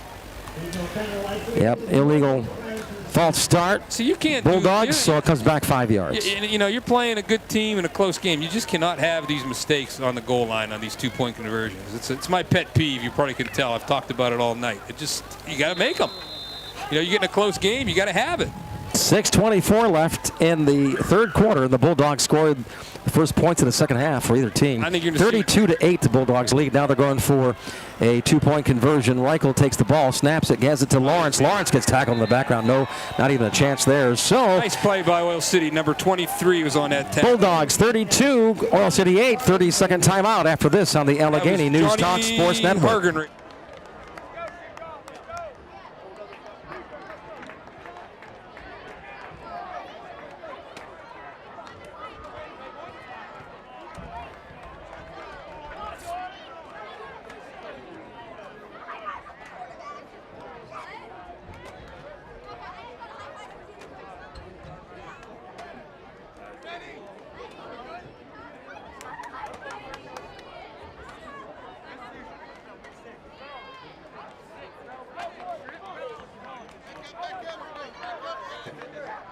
So the Bulldogs scored 32 now. They lead 32-8. That's only a 3-score game.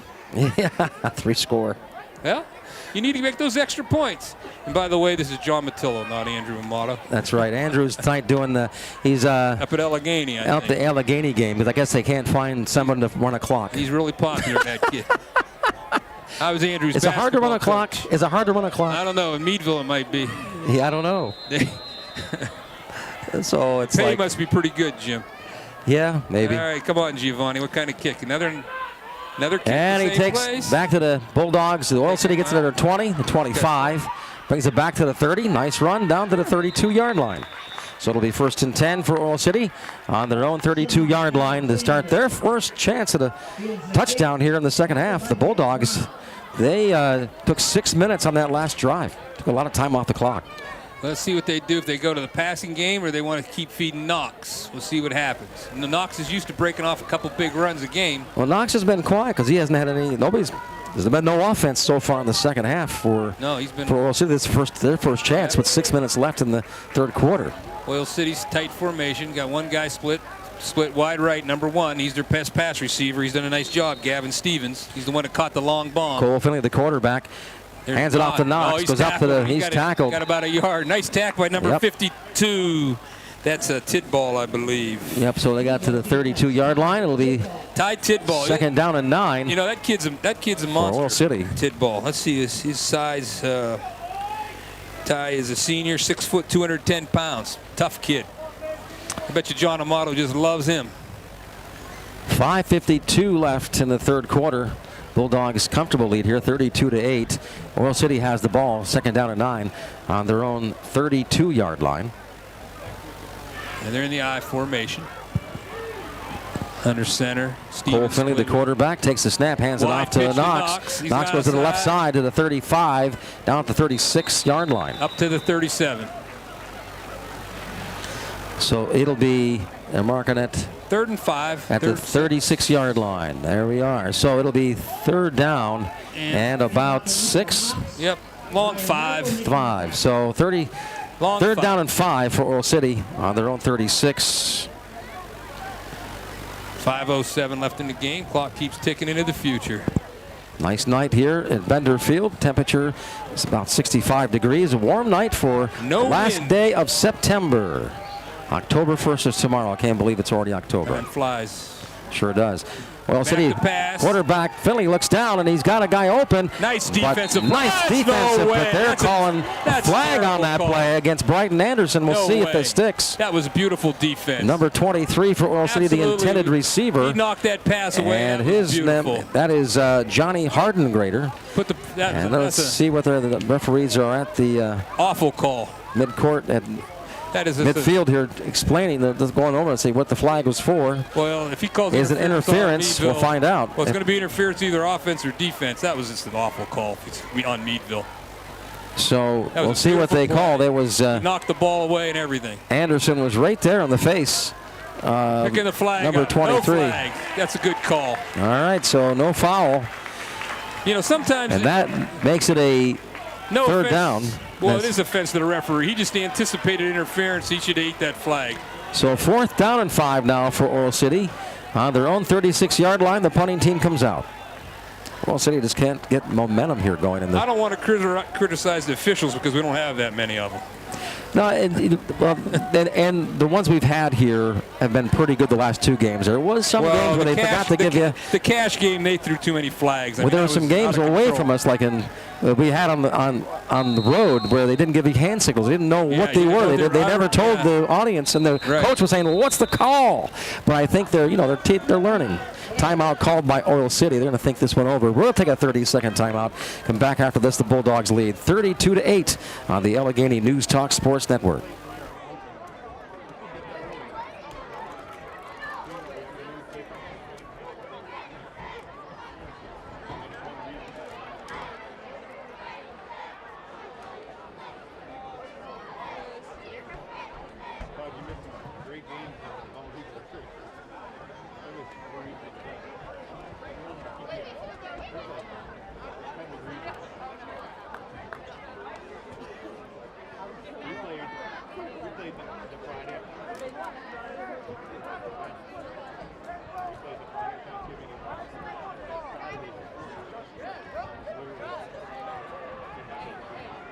And the Bulldogs, it's 4th and 5 for the Oil City Oilers on their own 36. They're going to punt the ball away here. Bulldogs back on their own 30-yard line to receive it. Meadville just watching for a fake.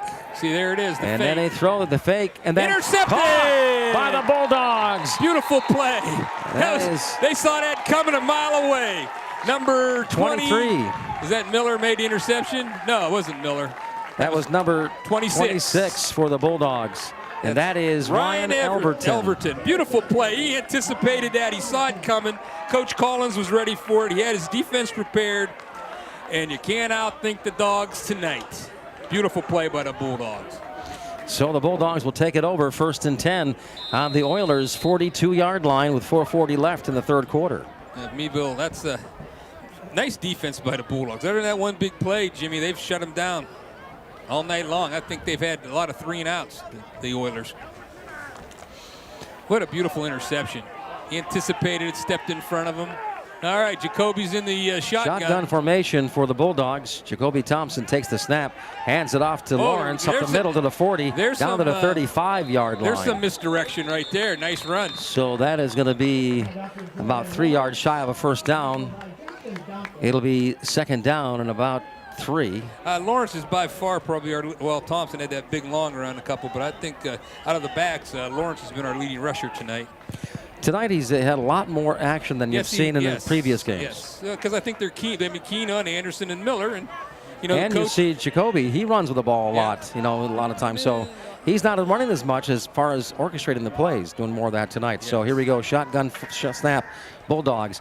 Jacoby Thompson takes it himself this time up to the 35. Flag on the play, down to the 30-yard line. First down, but we'll call that one back. It's holding on the Bulldogs. Yeah. I'll bring it back. That was a nice run. Looked like he was bottled up. He got about 7-8 yards for the first down, but it's coming back. That's only, I think that's what, our first holding penalty, offensive holding, maybe our second one, which is, I think it's a pretty good improvement over past games. I mean, you've been doing them all. Yeah, they've had their fair share, let's put it that way, of holding, offensive holding, but that's been pretty good tonight. Haven't seen too many. So this is the second one tonight. That'll bring us to 2nd and 13, which is manageable for the way our offense has been moving the ball tonight. 3:54 left in the third quarter. The Bulldogs, the comfortable lead, 32-8 over the Oilers so far tonight. And then we have Jacoby Thompson, and there's quarterback, always in the shotgun snap. How when come they the clock's not running? I don't do that. understand. Yeah. They're going to start it up. There's a lot of mysteries we can't solve. I guess that's a dead ball when there's a penalty. I guess it is. Yep, it was a dead ball. So the snap, Jacoby Thompson at his own 50-yard line, and almost picked off by the City Oilers. That was a nice play by number 44 for the Oilers. He anticipated that. He saw that slant pattern coming all the way. Yeah. That defense by Hayden Wilson made a nice play. He's the middle linebacker. He saw it coming a million miles away. Sometimes you can't go to the well too often. You got to change some things up. Jacoby threw a bullet, though. That would have been a tough pass for Mr. Wilson to intercept. All right, it's 3rd down and 13 for the Dogs. 3 minutes and 49 seconds left in the half. They have 2nd down and 13 on the board. That's 3rd down, I think. 3:49. Well, maybe it is 2nd down. I don't know what they have. And bad snap, fumble by Thompson. He picks it up, and he gets tackled in the background here. Ooh, they're taking him all the way back to the 35. There's another penalty on the Bulldogs. He looks like he's getting up slow. He got racked that time pretty good.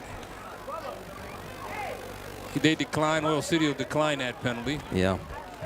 So now They'll keep it where it is. So the Bulldogs will be a 3rd down. I think that was 3rd down. And a very long. So the Bulldogs will now have to see where they place this ball. Referees are talking it over.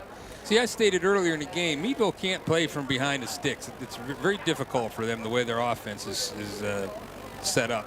When they get long down in distance, it's tough. They get the first down, they get 5 or 6 yards, and second down, 3rd and short makes it very manageable. But these long downs make it tough. Yeah, it was 4th down. I knew that was 3rd down. All right. I don't know why the clock's not running. I guess it's penalty stops the clock. That was only a 20-minute drive, 20-second drive for the Bulldogs. All right, so it is. They're saying 2nd down is 3rd down and 29. Ryan Reich will back the punt. It's 4th down. You're right, because the scoreboard is messed up. They don't know what they're doing. They try. Nice snap. Reichel takes nice the punt. Nice punt. That's a high punt. You're going to let it roll. And at 30-yard line, rolls back. So it'll be out the 31-yard line. So it'll be. Well, City's got 70 yards to go. We'll take a 30-second timeout. Back after this on the Allegheny News Talk Sports Network.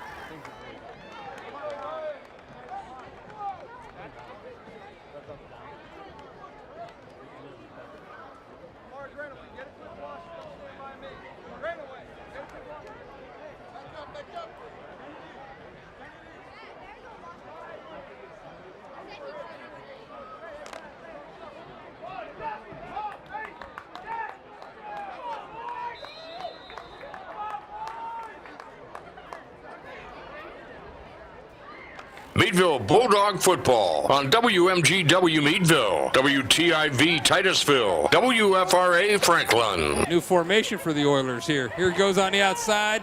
Nice tackle. So number 2, Nate Reichel. Behind the line of scrimmage, so Ryan Reichel makes the tackle. Nice play by him. So it's second down and about 12, I believe it is going to be. 12, second down and 13 for Oil City on their own 29-yard line with 3 minutes left in the third quarter. And Jack Brown made a nice play out there, containing it, keeping him from getting outside also. And Reichel came up and made a nice stop. Yep, Jack Brown, the son of Jody Brown, was a great football player for the Meadville in the 90s. Hard-nosed. Him and his running mate Akiba Bird and Timmy Boyton. So the Oilers come to the line. Quarterback, Cole Finley. It's a reverse. Oh, right there for the Bulldogs. Nice stick. The 25-yard line. That's number 55 for the Bulldogs. And even more of a loss for the Oilers. And then there's a down player on the field for Oilers. Justin Esser is a beast. That man is a beast. He laid the leather on right there. One of the Oilers' big men is down. Hopefully he's okay. He's moving his leg. Hopefully it's just cramps. We'll take a 30-second timeout. The Bulldogs ahead 32-8. 2:34 left in the third quarter as there's an injury timeout on the field. We'll take a 30-second timeout. Back after this on the Allegheny News Talk Sports Network.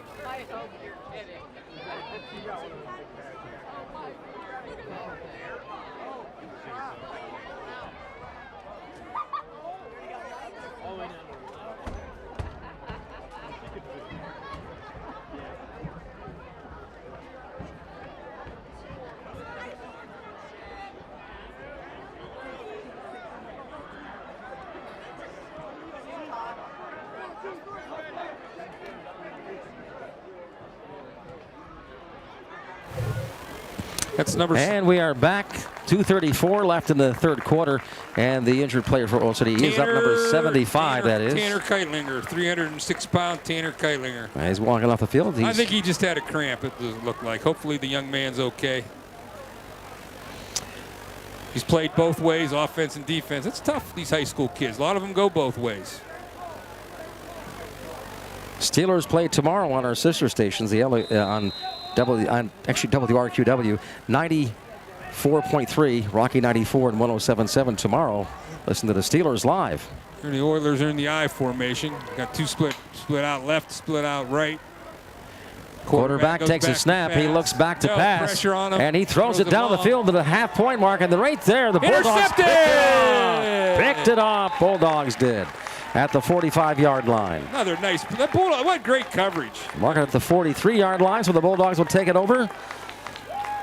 It'll be 1st and 10 on their own 43 after that interception. That's by number, what's he calling? 22. He's saying incomplete. He didn't give him the interception. Oh, that's an awful call. That was number 22 for the Bulldogs. So they say that was they're saying, Tymere Phillips. So that's a foul against the Bulldogs. No, I think he called incomplete pass.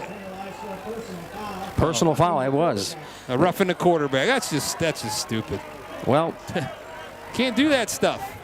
So Bulldogs, they give another chance here, keeping them alive. I don't know if that's an automatic first down. So it'll be. I don't think it's an automatic first down. It makes it third down and. No, it is automatic first down. Yeah, they move the chains. They're moving the chains. Unnecessary. A nice play by Phillips. You take it away from the young man.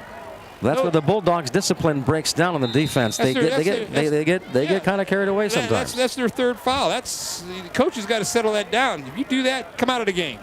Go sit down for a while. So it's 1st and 10 for Oil City, fresh out of downs on their own 41-yard line. Right. With 2:11 left in the third quarter, trying to make something happen here. The quarterback, Cole Finley, is in the snap, hands it off to Knox. Knox goes up the middle to the 43, down at the 44-yard line. 3-yard gate. And it's going to be second down and about 7 for the Oilers tonight. Bulldog injury. And a Bulldog down. He's getting up. That's Brian Anderson. He gets right back up. He's a tough kid. Yeah, I just, those. You can't do those things in a close game. If it was a close game, that would kill you. You can't do that stuff. But let's go, move on. Yep. Hopefully that's 3 of them, though, tonight, Jim. I think Coach Collins is not going to be happy with that after the game. Or Coach Amato or Coach Erdley, the whole crew down there. Coach Richards. will not be John said happy it drives him with those. crazy when we do those fouls that are not necessary. So here we go. 2nd down and 7 on their own 44. The quarterback goes back, and no one there. He's going to throw that ball away. Well, you know, the play, he was open. 44 snuck out of the fullback, snuck out of the backfield. He was open, but the pressure. Yeah, he just didn't have time. He got to throw it away. So it forces a 3rd down and 7. Yeah, Hayden Williams. On their own 44-yard line. A minute 20 left in the 3rd quarter. Yeah, Hayden Wilson was open, but the pressure from the Bulldogs stymied that play. If the Bulldogs score again, this next score, they'll probably start running the clock. No, it's got to be 35 points. It'll only be 32. If we make the 32? extra Well, points, it'll be close. 34. Yeah, we just can't. We'd make the extra points, Jim.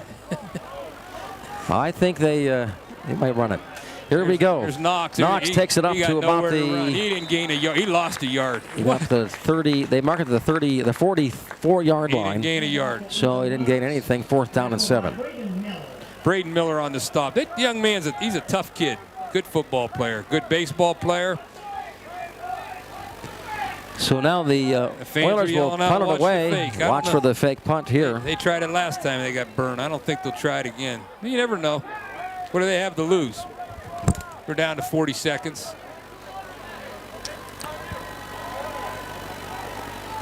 Let the clock run down. Oilers take it. This time they do punt away. Nice punt. See, Jacoby Thompson back. I don't understand at why the they 10. Why don't they pick it up? They let it roll all the way down to the 4-yard I line. mean, the young man's got good hands, and they run away from the ball.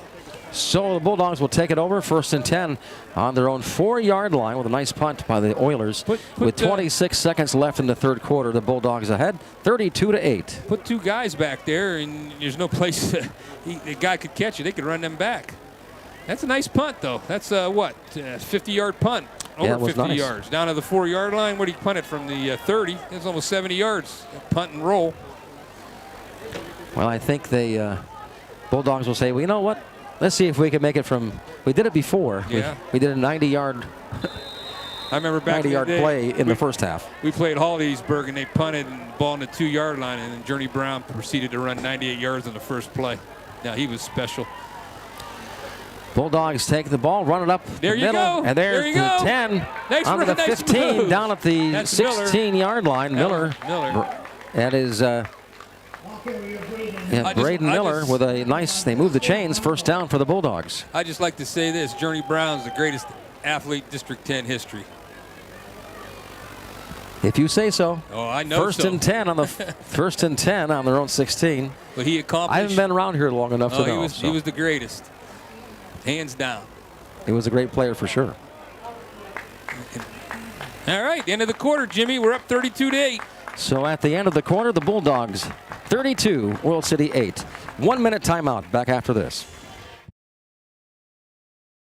Armstrong Comfort is excited to announce that we're now serving Crawford and Erie counties. As a proud member of the Armstrong Group, we carry on the tradition of exceptional customer service. Our honest, licensed, and experienced plumbers and HVAC technicians have been serving our customers for over 65 years. For heating, cooling, or plumbing repair and installation, count on Armstrong Comfort. Visit armstrongcomfort.com or call 814-250-0101. Ask about our Peace of Mind Club and save on maintenance and emergency repairs.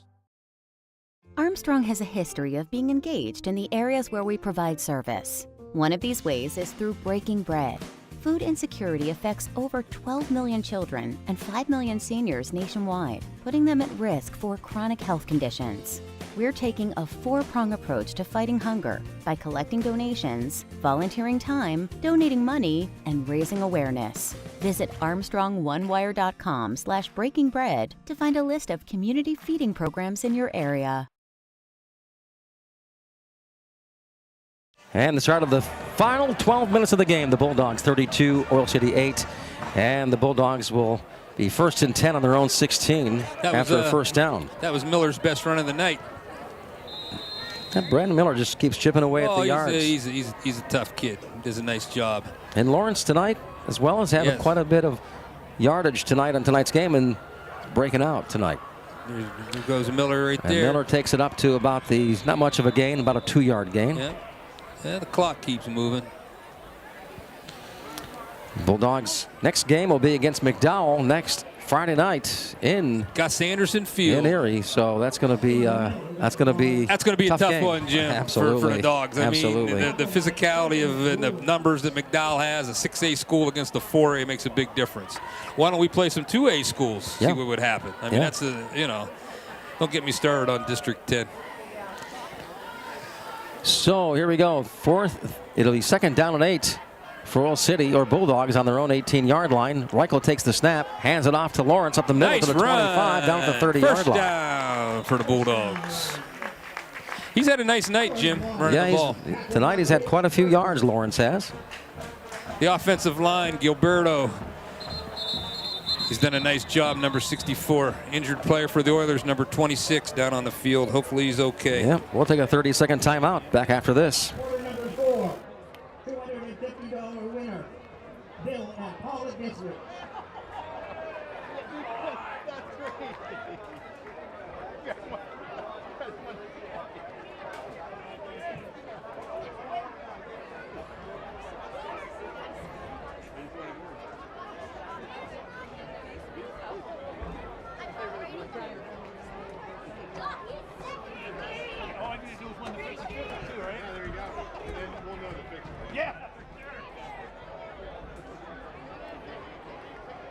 And the injured player for Oil City still down on the field. That's number 26, Trenton Grooms. He's a running back, defensive end. He's a freshman. I think I saw number 26.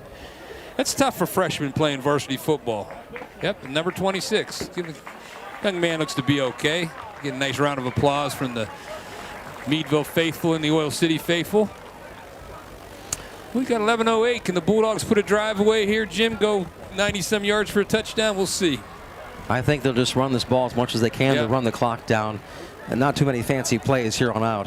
Just run down the clock. We don't have a lot of fancy plays. Yeah, sometimes we come up with a few. There's an unexpected pass. Yeah, well, they work. They've worked tonight. I mean, what is he? We've completed about 4 or 5 passes, which is we got over 100 yards passing. That's a good night for the Dogs. Good mix by the offensive coordinator. So tonight, Oil City's running into a buzzsaw here tonight so far. Yes.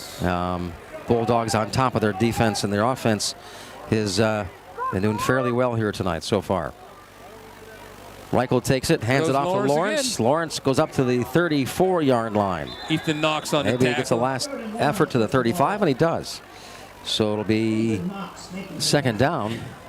It'll be 3rd down for the Bulldogs. Knox has a lot of decals on his helmet, rightfully so. Yeah. Young man's a fine football player. 2nd down and 7 for the Bulldogs on their own 35-yard line with 10:36 left in the game. Who's down on the bench tonight for the Bulldogs? Is that Kalon Simmons, Rarick Douglas, Amari Lewis, some of the former Dogs from last year. A few of those young men are playing in Clarion. I don't know if Walker's down there. Reichel takes a snap and played dead. He's going to pass, Jimmy. Yep, he was looking downfield, and they're saying Bulldogs with a false start. So too many pull that back still 5 yards. Too many penalties for the Bulldogs. Too many penalties. You get in a playoff game, you can't afford to do that stuff. You do that next week against McDowell, it'll get ugly quick. McDowell, if we can keep that within 15 or within 2 touchdowns, that would be a good game. Our kids will come. Last year we came and played them tough. I mean, we battled them. That was couple. They had an onside kick McDowell had to change a lot of momentum in the game. So we'll see what happens. All right, what do we got? So it is 2nd down and 11. The Bulldogs on their own 30. Reichel takes the snap, hands it off to Lewis, and he loses his foot. From the Downtown Mall studios, this is WMGW Meadville, WTIV Titusville, and WFRA AM Franklin. Miller slipped on that play. He was making did. a cutback. Well, we got 3rd and 9, 9:30 left in the game. You're going to see a pass here, Jimmy. Yeah, I think we'll see what they come up with here. Unexpected play. That's Throw for it sure. to the tight end. Throw one to Jack Brown. He's caught one so far this year. Yeah, Jack was actually a little more active last year than they has been this year in their offense. Young man plays basketball and volleyball for the Dogs. There's Miller. Hand it off to Miller. He goes up to the 35. Cuts back. There's a face and mask. down He the missed it. 39-yard line. Looked like a face mask. Knox made the tackle again. Miller got about 6 yards on that. So it's about 2 yards short of a first down for the Bulldogs. Brings up fourth down. And See? fourth down, they're going to punt this ball away. For that 5-yard penalty took us out of down and distance. All right. They'll be punting here with about 8 minutes and 30 seconds left. Steelers take on the Texans tomorrow. Yep. Go Texans. Texans are 1-2, so Steelers are 2-1.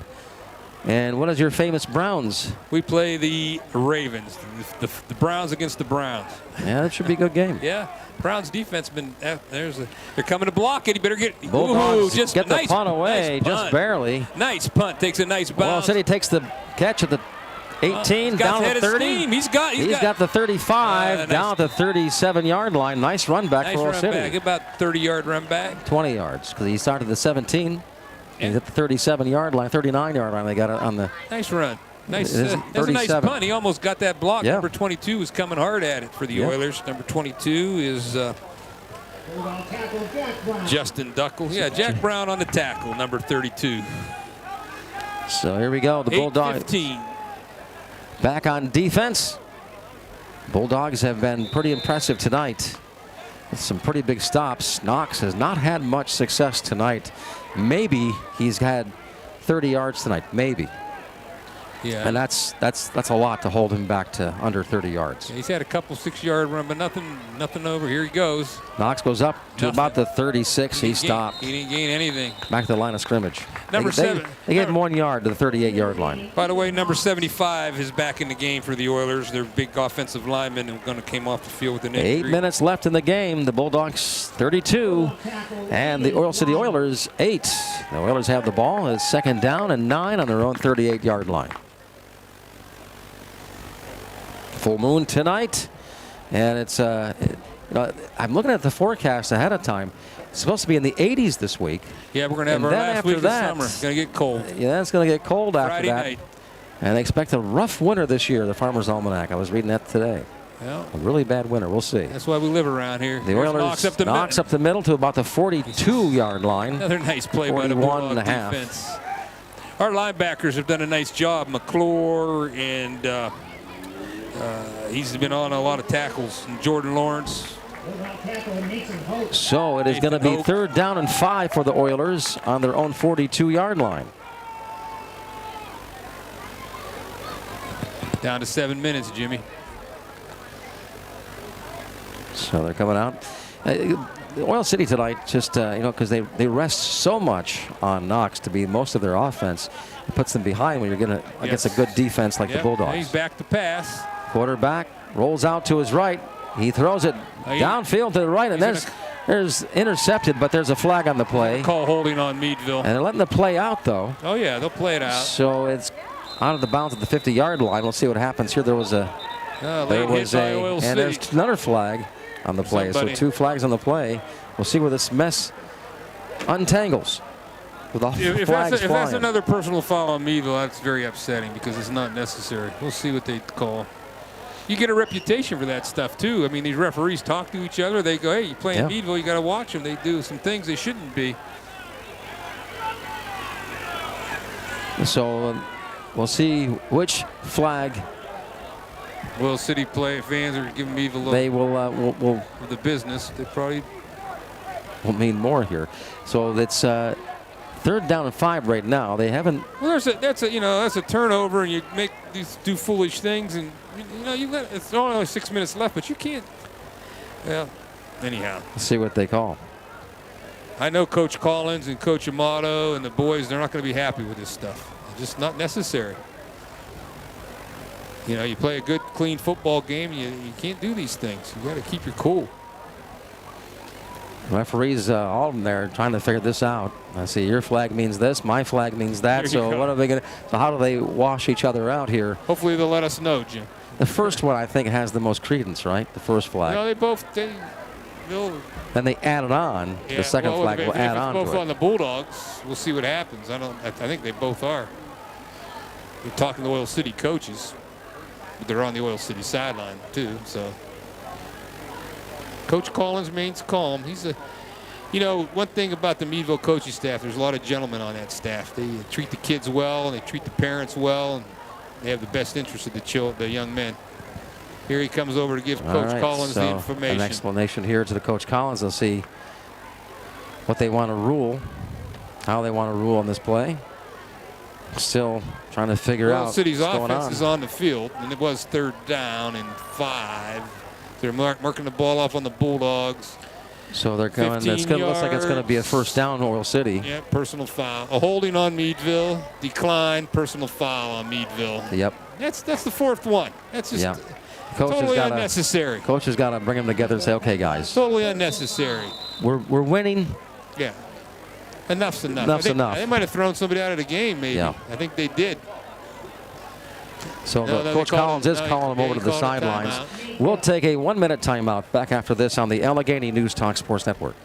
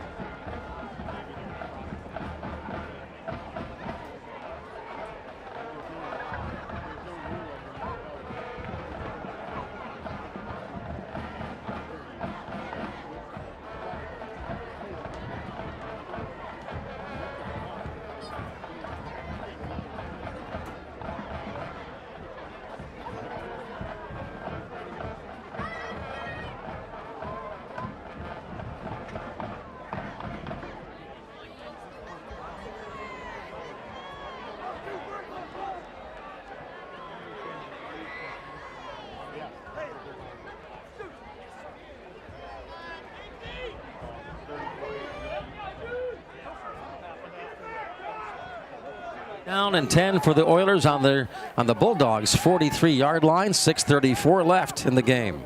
The Bulldogs lead 32-8. Oilers hand the ball off to number 23. He goes up to about. He lose a yard on the play there. Lost a yard. Yes, the Bulldog defense has been. I think Meadville's given up more penalty yards than they've given up rushing yards tonight. That was Johnny Hardenrader for Oil City. So they put it back about a yard short. It'll be 2nd down and 11. It should be on the 44-yard line for Oil City. It's a nice win for the Bulldogs. Unless something drastic happened, I don't see it happening. Yeah. You know, until the final gun goes off. That would be a 3 touchdowns for the Oilers to get in 6 minutes. Be pretty difficult. They're not. It seemed like they're in any hurry either, Jim. They're taking their time up the line. Snaps the ball. Knox gets the ball and Trying runs to to get his outside. left, and he goes up to the 40. Nice tackle by Anderson. 1-yard line. Nice job by Anderson running them out of bounds.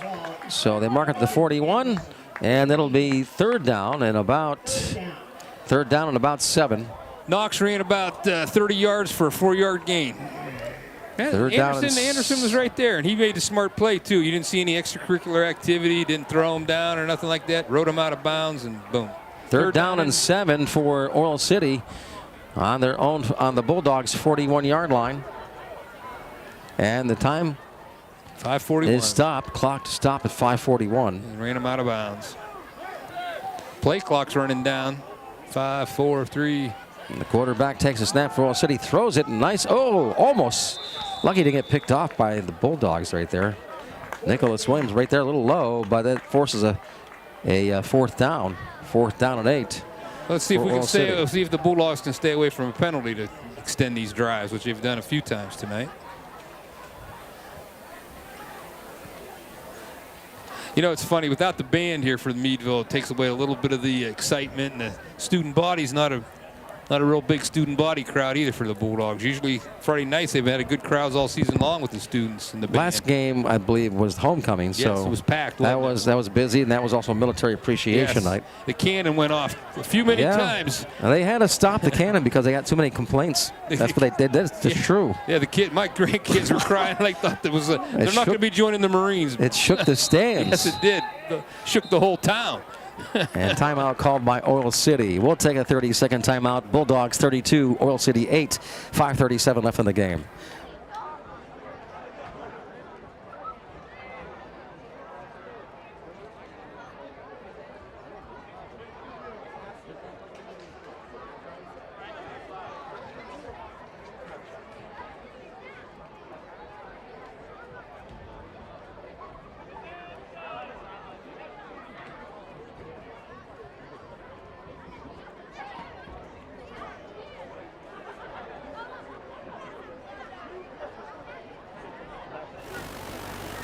Meadville Bulldogs Sports on the Allegheny News Talk Sports Network. Let's get to the action.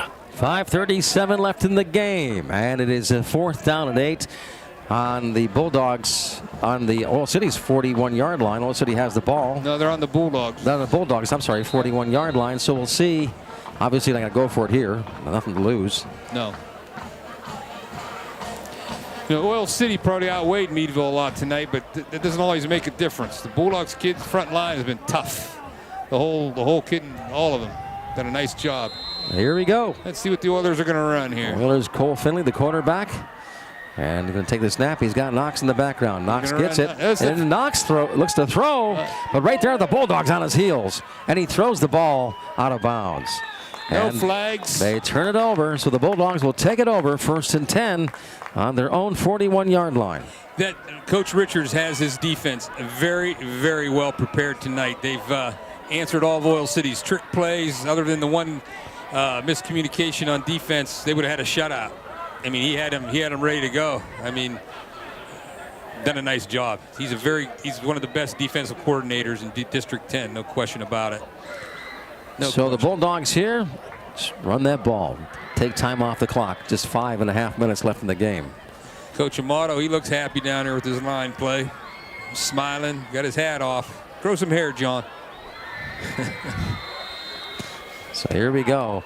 All right, we got Jacoby Thompson back in the shotgun. And then he's got Nichols to the right, so you might see a throw here. I think he's running. Let's see what happens. Got trips to the left. And then he keeps it himself. He gets clobbered behind the line of scrimmage for about a 3-yard loss. Nobody blocked. Yeah. It's funny, all the time you ever mention the offensive lineman holding or nobody blocks. They've done a great job tonight. 2-yard loss on the play, so it'll be 2nd down and 12 for the Bulldogs on their own 39-yard line. Clock ticks down, 5 minutes left. Bulldogs next game, here on the Allegheny News Talk Sports Network. Next Friday night, 6:30 will start the game time as they take on McDowell. We'll be in Erie, broadcasting live. Gus Anderson Field. All right, Dogs running down Meadville the play fans, clock. they need the support. Come on out next Friday night. Shotgun snap for Jacoby Thompson. Nice job running the clock down. 2nd down and 12. And He's he takes the ball himself. Oh, they got a break. He's up to the 45, the 50. 1st down. Into the Oil City Oilers territory at the 48-yard line. Number 22 for the Oilers making the stop. So it'll be 1st and 10 for the Bulldogs on the Oilers' 48-yard line. Justin Dunkel, the outside linebacker. He's done a nice job tonight. Made a lot of tackles. 4:28, and the referee says keep the clock going. Well, the Bulldogs are running the play clock down. Oil City only has 1 timeout left, so I think they're content to just. Jacoby goes back out there, telling the play is. Yeah. And he's got Lawrence. Lawrence in the back. Lawrence is his sidecar. And I believe it's Lawrence. Two receivers to the left, 2 to the right. And, offside Oil City. So that'll give the Bulldogs 5 more yards. I don't think there's been a penalty in Oil City all night. Now they're calling illegal procedure on the Bulldogs. I don't think. Oh. That's going to be about our 10th penalty minimum. Yeah, we've had a lot of offensive penalties tonight. Too many. So they're lining up. They got to go back 5 yards. So let's see where they. I didn't see a Bulldog move, but whatever. It probably did. Referees, they've done a nice job tonight. Keep control of the game. So it'll be 2nd down and 15. 15. 1st and 15. I'm sorry. 15. 1st and 15. Back on the Bulldogs' 47-yard line. Jacoby Thompson, the quarterback, in the shotgun formation. He's got Nick Williams to his right. He takes the ball himself up to the left side of the hash marks and doesn't get anywhere there. And maybe 2 yards in the play.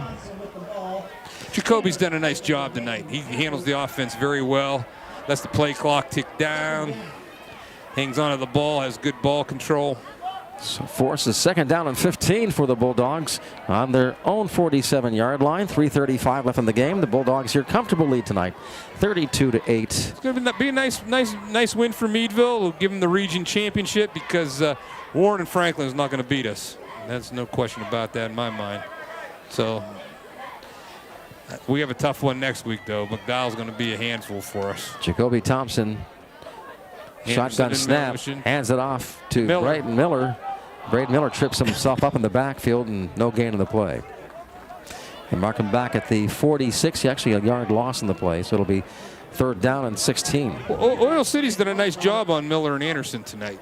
You know, they think their defensive coordinator had to have prepared for that, and but Lawrence has made a difference in Thompson, and then Tate Reichel's passes. He got 2 touchdown passes. Yeah, he had some nice throws. He had a couple touchdowns on this side of the field, 30-yard touchdown. Of our 5 touchdowns, he's thrown 2 of them. That's good. He's going to have to be ready to throw next week. One was to Williams tonight. Yep. For about 35-yard touchdown. Anderson. There's Shotgun snap. He takes the snap. Jacoby Thompson takes himself to the left. Runs out to the 45, the 50. Down at the, looks like the ball came and didn't come loose, but he's down at the 45-yard line of Oil City. Meadville will go for it. It'll be a 4th down and about 7. Nice run. 4th down. 8-yard run. 4th down and 7 for the Bulldogs under 2 on the minutes. Oilers' 45-yard line. 2:04 left. The clock run down. Bulldogs again, like I said, taking the clock time down, taking their time. No big hurry here. No. Go home and watch Notre Dame and Duke. Oh. Are they still playing this late? Yeah, they had a 7:30 game tonight. Nice job. Notre Dame lost to Ohio State. That was a good game, but Ohio State seems to be a tough team this year. They're always good. Oh, he's going to. Jacoby Thompson looks to throw, but he takes it. He does throw it down. And wide open is Braden Anderson, and he takes it in for a touchdown. And he kneels it down at the 1-yard line. He doesn't take it down, and that's classy move. Classy move, and they'll just kneel the ball the rest of the game. That's why they did that. Coach Collins is really good about that. He doesn't run the score up on the opponent, and he's done that one other time this season. Take it down and just kneel the ball. So they'll kneel the ball here. But nice catch. Nice throw by Jacoby Thompson. That was about a 30-yard throw to Anderson. Well, you know, they key on the run so much, and our wide receivers are able to break through there and play action, and they're wide open. Yep. Guys are wide open. It's not even you could maybe make that pass, Jim. Well, see, Jacoby Thompson, the thing of it is they thought he was going to run, which opens everybody up. They come back to the ball, then it leaves those receivers wide open. Let's see what they're going to do. They'll kneel the ball here. It looks like they're going to kneel the ball to run the clock out, I would think. They're waiting for the play clock to go down. 5 seconds left. They brought Reichel in. Maybe they're going to do a quarterback sneak. No, I think they're going to kneel the ball. Yep, there goes the first one. And that should be the end of the game. Yep. And that is. Final score of tonight's game, the Bulldogs win 32-8 over the Oil City Oilers. We'll take a 2-minute timeout, wrap it up after that on the Allegheny News Talk Sports Network. Building a home can be